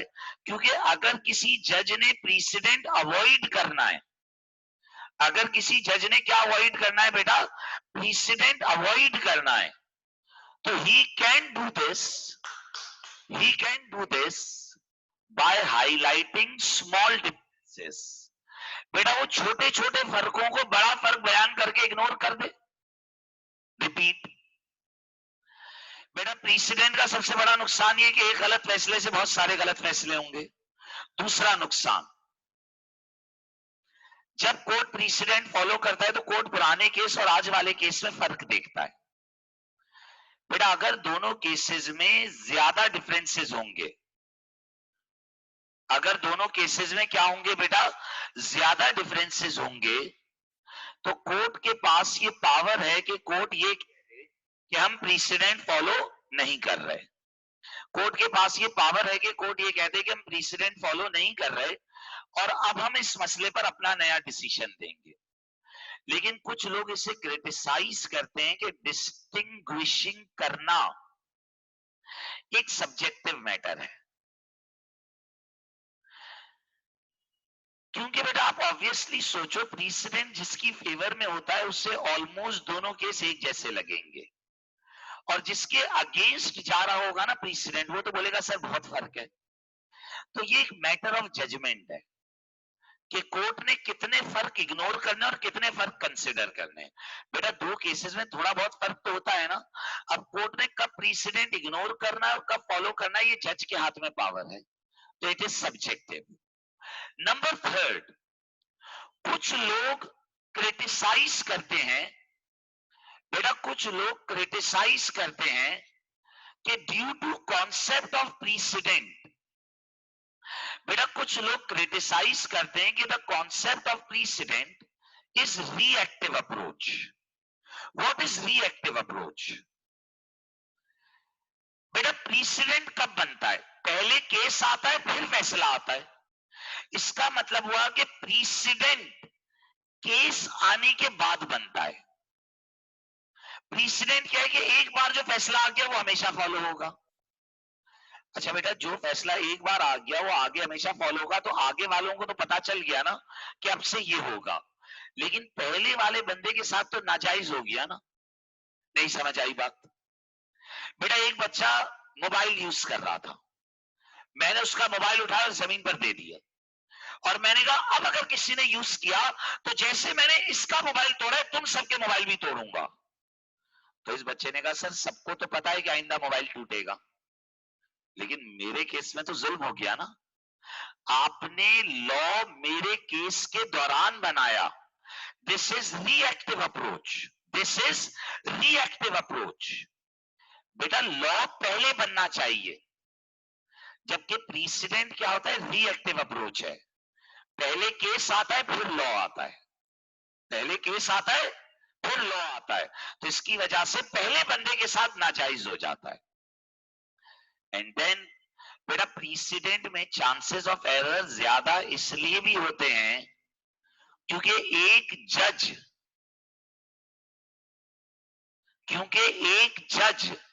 अकेले बैठकर फैसला दे रहा है, क्योंकि एक जज अकेले बैठकर फैसला दे रहा है। और बेटा जब आप अकेले फैसला दे रहे हो, ओनली वन जज इज गिविंग अ डिसीजन, जब आप अकेले बैठकर फैसला दे रहे हो तो उसमें हमेशा चांस ऑफ एरर होता है। बेटा पार्लियामेंट तो पूरी मिलकर लॉ बनाती है, यहाँ एक जज एक केस में फैसला दे रहा है तो देयर इज अ चांस कि वो गलती कर जाए। प्रीसिडेंट पुराने फैसले, बाइंडिंग बड़ी कोर्ट का फैसला मानना, परसुएसिव छोटी कोर्ट, इंटरनेशनल कोर्ट या ऑर्बिटर डिक्टा मानना लाजिम नहीं है, मर्जी है। मानना लाजिम नहीं है, मर्जी है। फैसले के तीन टुकड़े, स्पेसिफिक पार्ट, रेशो डिसेंडाई और obiter dicta. Ratio decidendi the reasoning, law, the interpretation. Obiter dicta the hypothetical situation. Ratio decidendi is the binding part. Benefits, time is saved, litigation cost is saved, decisions get predictable, fairness, consistency, law is getting regularly updated. All these are the advantages. ये सब फायदे ही तो हैं। Disadvantages, एक गलत फैसला, line लग जाएगी गलत फैसलों की। एक गलत फैसला और फिर गलत फैसलों की लाइन लग जाएगी, क्योंकि फिर सब उसी को फॉलो कर रहे होंगे। 100 साल तक यूके में गलत फैसला रहा था कि rape within marriage is legal, कि शादी के बाद अगर जबरदस्ती करी तो वो कानूनी है, उस पर कोई सजा नहीं है। 100 साल तक ये गलत फैसला रहा। 100 साल बाद फिर सुप्रीम कोर्ट ऑफ यूके ने अपनी उस गलती को एक्सेप्ट करा, बोला we gave our decision at that time, rape within marriage is also illegal. शादी के बाद भी जबरदस्ती नहीं हो सकती। 100 साल तक कितने लोगों के साथ जुल्म हो गया, सिर्फ इस प्रीसिडेंट की वजह से, क्योंकि एक बार जो फैसला आ गया वो फैसला सब फॉलो करते हैं प्रीसिडेंट में। तो अगर वो एक बार फैसला गलत आ गया तो सब वो गलत फैसला फॉलो कर लेंगे। फिर दो केसेस के दरमियान डिस्टिंग्विशिंग करना एक सब्जेक्टिव अमल है। देन बेटा सब्जेक्टिव अमल का मतलब क्या है कि दो केसेस के दरमियान थोड़े बहुत फर्क तो होते ही हैं। अब जज ने किस फर्क को इग्नोर करना और किस फर्क को कंसिडर करना ही उसके हाथ में पावर है। देन बेटा प्रीसिडेंट के अंदर एरर का चांस बहुत ज्यादा है। What do you mean by chance of error? बेटा क्योंकि एक सिंगल जज फैसला दे रहा है तो हो सकता है कि वो गलती कर जाए, हो सकता है कि वो गलती कर जाए, और गलती हो गई तो फिर तो मैंने बता दिया हो, तो गलती फिर फॉलो होती ही रहेगी, वो तो फिर इनफाइनाइट चलेगी। Then we have a issue, factors to consider while following a binding precedent. बेटा बाइंडिंग प्रीसिडेंट फॉलो करते हुए कुछ फैक्टर्स कंसिडर किए जाएंगे। कानून ये कहता है कि आप बाइंडिंग प्रीसिडेंट अंधों की तरह फॉलो ना करो। कानून ये कहता है कि आप बाइंडिंग प्रीसिडेंट अंधों की तरह फॉलो ना करो, लेकिन ये कानून कहता है, प्रैक्टिकली लोग अंधों की तरह ही फॉलो कर रहे होते हैं। प्रैक्टिकली कोर्ट अंधों की तरह ही फॉलो कर रही होती है, लेकिन लॉ ये कहता है कि आप ब्लाइंडेड फॉलो ना करो। आप 5 बातें सोचो। जब भी कोर्ट के अंदर कोई प्रीसिडेंट प्रेजेंट किया जाए, आप जज हो, लॉयर आपके सामने प्रीसिडेंट प्रेजेंट करे, लॉयर आपके सामने क्या प्रेजेंट करे? प्रीसिडेंट प्रेजेंट करे, तो जज को 5 बातें बोली गई हैं।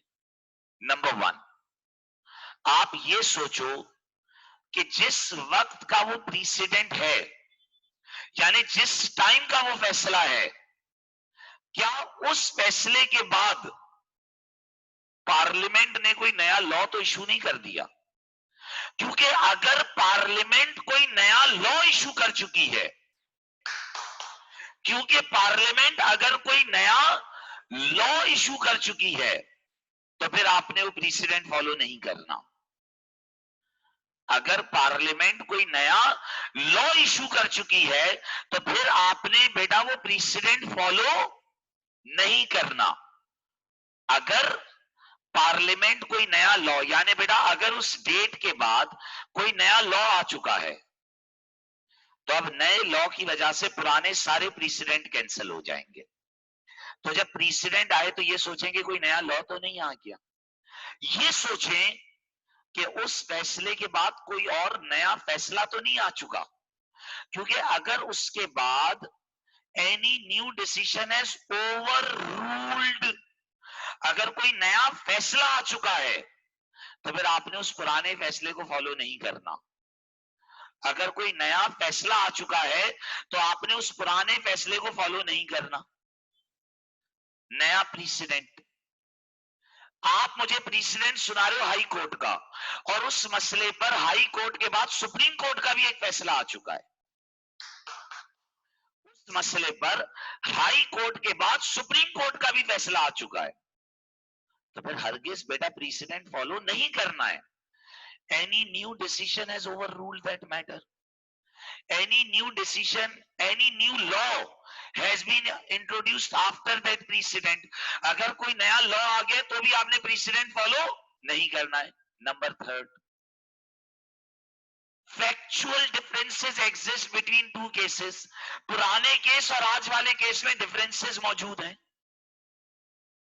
पुराने केस में और आज वाले केस में क्या मौजूद है? डिफरेंसेस मौजूद हैं, तो भी आपने प्रीसिडेंट फॉलो नहीं करना।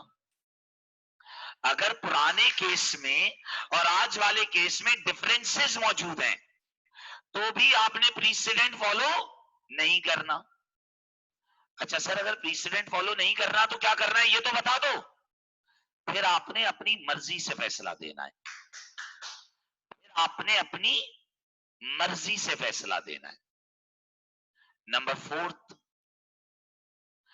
जज को लगता है कि पुराना फैसला गलत था। जज को लगता है कि बेटा पुराना फैसला गलत, गलत गलत माने रॉन्ग था, तो भी आपने प्रीसिडेंट फॉलो नहीं करना। अगर जज को क्या लगता है बेटा कि पुराना फैसला गलत था, तो भी आपने प्रीसिडेंट फॉलो नहीं करना। नंबर वन, बेटा प्रीसिडेंट प्रेजेंट हो तो अंधों की तरह फॉलो नहीं करना। 5 बातें सोचना, कहीं उस प्रीसिडेंट के बाद कोई नया फैसला तो नहीं आ चुका है। अगर कोई नया फैसला किसी बड़ी कोर्ट का आ गया है तो फिर आपने वो प्रीसिडेंट फॉलो नहीं करना। नंबर दो, कहीं वो पुराना फैसला गलत तो नहीं था। अगर वो पुराना फैसला गलत था, हेलो, अगर वो पुराना फैसला गलत था तो भी प्रीसिडेंट फॉलो नहीं करना। अगर जज को लगता है, बेटा ये सब बात बाइंडिंग प्रीसिडेंट के लिए हो रही है, यानी यहां से मुझे ये पता चल रहा है कि 5 सिचुएशंस ऐसी हैं, यहां से मुझे ये पता चल रहा है कि 5 सिचुएशंस ऐसी हैं जब हम बाइंडिंग प्रीसिडेंट भी अवॉइड कर सकते हैं। जब हम बाइंडिंग प्रीसिडेंट भी अवॉइड कर सकते हैं। उन सिचुएशंस में सबसे पहली सिचुएशन क्या है? जब आपको लगे कि पुराना फैसला गलत था, दिस मीन्स द जज हैज पावर। अगर जज को लगता है कि बाइंडिंग प्रीसिडेंट गलत था तो फॉलो ना करे। अगर जज को लगता है कि पुराने केस में और आज वाले केस में डिफरेंसेस हैं तो भी फॉलो ना करे। यानी उसे लगता है कि पुराना केस था ही कुछ और, आज वाला केस कुछ और है।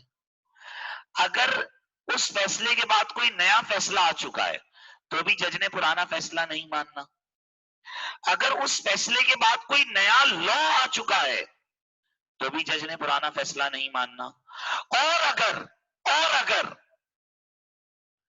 जज को ऐसा लगता है कि सर्कमस्टांसेस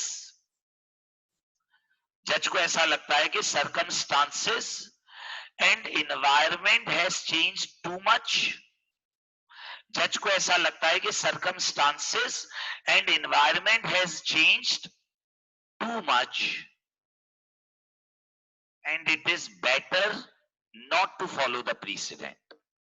जज को क्या लगता है बेटा कि सर्कमस्टांसेस और एनवायरमेंट बहुत चेंज हो चुका है और बेहतर है कि मैं प्रीसिडेंट फॉलो ना करूं, तो भी आपने प्रीसिडेंट फॉलो नहीं करना। बच्चे ने कहा sir what do you mean bye circumstances and environment?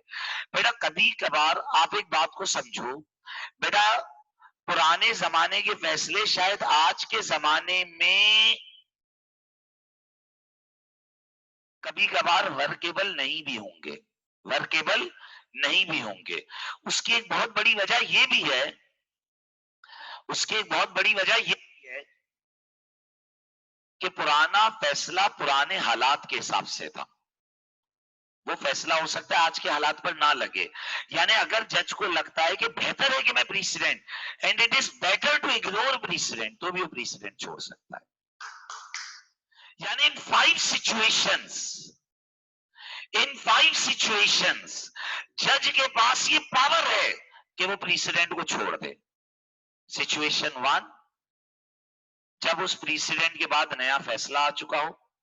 Situation 2,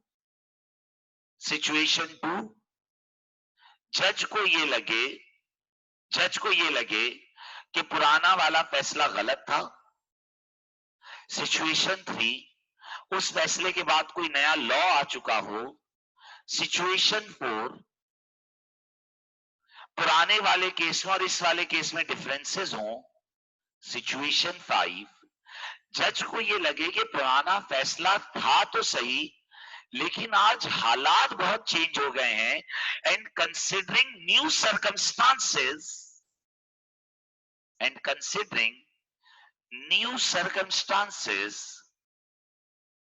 it is better not to follow the precedent.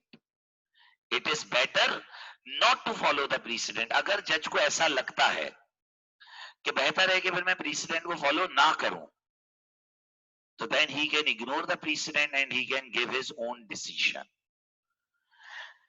But in topic of precedent, याद रखिएगा, अगर आप प्रीसिडेंट फॉलो करेंगे तो लॉ के अंदर कंसिस्टेंसी आ जाएगी। लॉ के अंदर क्या आ जाएगी बेटा?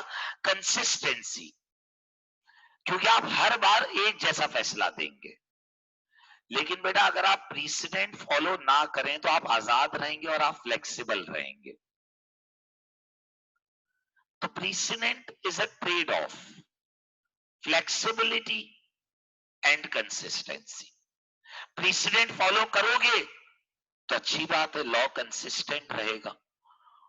और अगर फॉलो नहीं करोगे तो आप फ्लेक्सिबल हो जाओगे। What do you mean bye flexible? कि फिर आप हर हालात के हिसाब से अलग अलग फैसला दोगे। बेटा we have a brief hierarchy, इसको आप 1 मिनट में समझ जाओगे। बस ये याद रखिएगा कि बड़ी कोर्ट्स के फैसले छोटी कोर्ट्स पर बाइंडिंग है, लेकिन मैजिस्ट्रेट कोर्ट, काउंटी कोर्ट और क्राउन कोर्ट, इन्हें हम इंफीरियर कोर्ट कहते हैं। ये लोग प्रीसिडेंट नहीं लिख सकते। जैसे अब इस टेबल को देखिएगा, मैजिस्ट्रेट कोर्ट का फैसला किसी पर भी बाइंडिंग नहीं है, खुद पर भी नहीं है, क्योंकि ये कौन सा कोर्ट है? इंफीरियर कोर्ट है। इंफीरियर माने जो छोटा कोर्ट होता है। इंफीरियर माने जो कैसा कोर्ट होता है बेटा? छोटा कोर्ट। लेकिन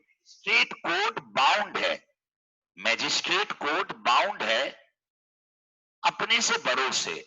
मैजिस्ट्रेट कोर्ट से बड़ा कौन है? काउंटी क्राउन, लेकिन वो भी इंफीरियर है। तो फिर मैजिस्ट्रेट बाउंड है हाई कोर्ट से, कोर्ट ऑफ अपील से, सुप्रीम कोर्ट से और यूरोपियन कोर्ट से। अपने से बड़े कोर्ट से बाउंड है। काउंटी और क्राउन किसी पर भी बाइंडिंग नहीं है, क्योंकि ये इंफीरियर कोर्ट है, छोटे कोर्ट है। लेकिन ये बाउंड है अपने से बड़ों से। इनसे बड़ा कौन है? High court, court of appeal, supreme, European court और यूरोपियन कोर्ट। हाई कोर्ट का क्या मामला है? हाई कोर्ट बाइंडिंग है, यानी हाई कोर्ट का फैसला मानना लाजिम है मैजिस्ट्रेट, काउंटी और क्राउन पर। मैजिस्ट्रेट, काउंटी और क्राउन पर बाइंडिंग है। और हाई कोर्ट बाउंड है अपने से बड़ों से। हाई कोर्ट से बड़ा कौन है? Court of appeal, supreme court और यूरोपियन कोर्ट। ये समझाया जा रहा है कि आप अपने बड़ों से बाउंड हो, अपने से बड़े के फैसले से बाउंड हो। जो आपसे बड़े हैं, जो आपसे हिरार्की में बड़े हैं, उनसे आप बाउंड हो, और जो आपसे छोटे हैं उन पर आप बाइंडिंग हो। बस जो इंफीरियर कोर्ट है ना, वो किसी को भी बाइंड नहीं कर सकते। जैसे काउंटी क्राउन मैजिस्ट्रेट को बाइंड नहीं कर सकते, क्योंकि ये इंफीरियर है। अच्छा, कोर्ट ऑफ अपील अपने से छोटों वालों पर बाइंडिंग है, magistrate, county, crown, high court. अच्छा, कोर्ट ऑफ अपील एक वाहिद कोर्ट है जो ये कहती है कि हम अपने खुद के फैसलों से भी बाउंड रहेंगे, क्योंकि कोर्ट ऑफ अपील कहती है कि वी प्रेफर कंसिस्टेंसी।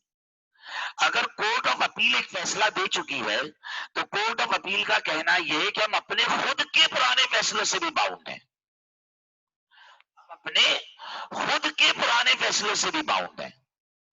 तो कोर्ट ऑफ अपील बाइंडिंग है, मैजिस्ट्रेट, काउंटी, क्राउन, ये कोर्ट ऑफ अपील है, high court, plus court of appeal अपने आप से भी बाउंड है।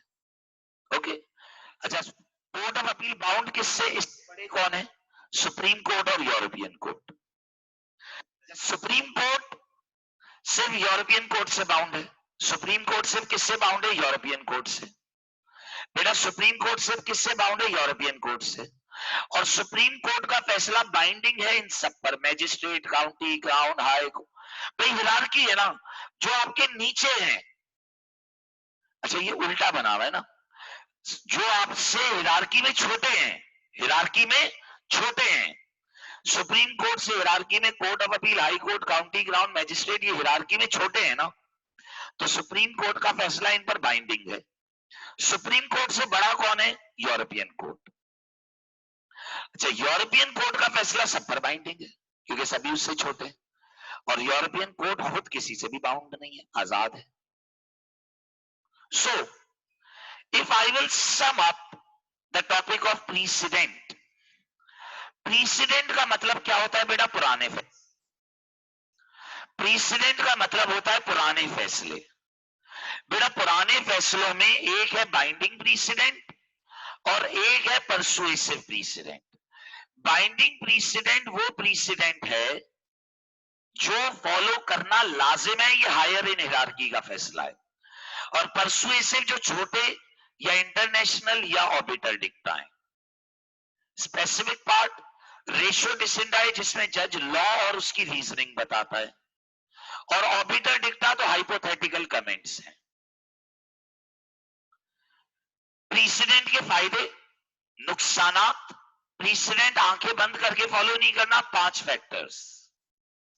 प्रीसिडेंट फॉलो करोगे तो लॉ कंसिस्टेंट रहेगा, फॉलो ना करो तो फ्लेक्सिबल हो जाओगे।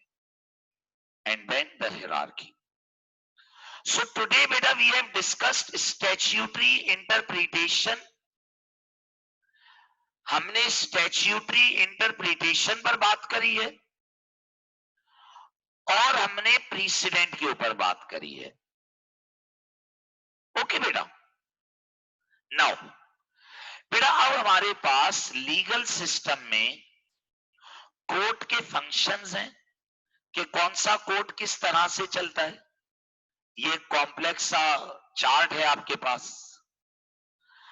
क्रिमिनल लॉ और सिविल लॉ के डिफरेंसेस हैं, और फिर बस बेटा आपके पास एक आखिरी हिस्सा है, human rights act. Human rights act. Okay बेटा, मैं आज की तो यहाँ रुक, क्योंकि थोड़ा सा तमाम क्लासेस ऑनलाइन पर शिफ्ट हो रही हैं, तो कुछ रिसोर्सेज का इशू है आज, क्योंकि फर्स्ट डे है ऑनलाइन पर, तो आज की क्लास यहाँ रोक रहा हूँ। वैसे तो हमने रोज 5-5 घंटे की क्लासेस लेनी थी, लेकिन आज की क्लास हमने 3 घंटे की ली है। हमने 12:30 बजे शुरू करी थी और 3:30 एंड कर रहे हैं, तो आज के जो 2 घंटे रह गए हैं, फिर इन्हें इंशाल्लाह या तो संडे को या मंडे को कवर कर लेंगे। मैं आप लोगों को व्हाट्सएप ग्रुप पर अपडेट करूंगा। ओके बेटा, मैं नोट्स अभी अभी आपको व्हाट्सएप पर भेज रहा हूं, इन नोट्स को आप लोग रीड करें। लेकिन मैं आप लोगों को बार बार कह रहा हूं, आप लोग बीपीपी की बुक साथ साथ रीड करें। बेटा बुक के पहले 2 चैप्टर्स आप पढ़ सकते हैं, सिर्फ उनमें से फंक्शंस ऑफ कोर्ट और ह्यूमन राइट्स एक्ट, ये 2 मेजर चीजें जो रह गई हैं वो इंशाल्लाह नेक्स्ट क्लास में हो जाएगी। तकरीबन 1.5 घंटा या 2 घंटे का लीगल सिस्टम बाकी है, क्योंकि आज हम क्लास जल्दी ऑफ कर रहे हैं, तो इंशाल्लाह जो नेक्स्ट क्लास होगी उसके अंदर मैं आप लोगों को ये कवर करवाऊंगा। नेक्स्ट क्लास का टाइम मैं आप लोगों को व्हाट्सएप पर कम्युनिकेट करूंगा, बट मैंने आप लोगों को एक सरसरी टाइम टेबल बता दिया है कि हम लोग दोपहर 2 से 7 या 4 बजे से 9 बजे का टाइम फॉलो करेंगे। लेकिन क्योंकि आज एक्सेप्शनली 2 घंटे की क्लास हमारी मिस हो रही है, तो इंशाल्लाह उससे हम या तो कल शाम में कवर लेंगे, कि कल हम लोग 5 या 6 बजे आकर, कल मेरी P7 और P6 की क्लासें सुबह 10 से शाम 4 तक 5 तक, वो भी ऑनलाइन ही है, तो 10 से 5 तक वो हो जाएंगी। तो फिर हम ऐसा कर लेंगे कि 5 से 7 पढ़कर, ताकि लीगल सिस्टम जो हमने आज कंप्लीट करना था वो हम कंप्लीट कर लें, वरना हम लोग लैग बिहाइंड कर जाएंगे तो फिर आप लोगों का पेपर डिले हो जाएगा। ओके बेटा। बेटा कुछ बच्चों की क्वेरीज आई हुई हैं, मैं उन्हें देख लेता हूं। 3 बच्चों ने मैसेज किया हुआ है भाई।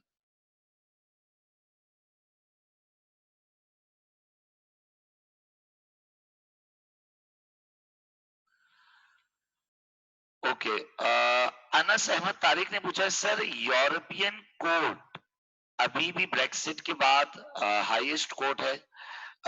बेटा वैसे अब नहीं रही है, 31 जनवरी 2020 से ब्रेक्सिट अप्लाई हुआ है, 31 जनवरी 2020 से अप्लाई हुआ है।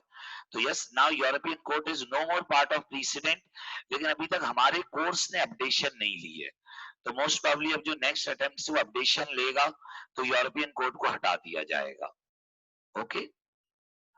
अच्छा sir, only binding precedent factor is, जी बेटा देखें, सैफ बोल रहे हैं सर ये जो फैक्टर्स टू कंसिडर हैं ये सिर्फ बाइंडिंग प्रीसिडेंट में लगते हैं? जी बेटा देखो, फैक्टर्स टू कंसिडर से बाइंडिंग प्रीसिडेंट अवॉइड किया जाता है, परसुएसिव प्रीसिडेंट में फैक्टर की क्या जरूरत है, वैसे ही फॉलो ना करो, आपकी मर्जी है, तो फैक्टर्स की जरूरत बाइंडिंग प्रीसिडेंट में पड़ती है। ओके बेटा, सो मेरा हाल है और कोई सवाल नहीं है, so we are ending the class for today. Thank you.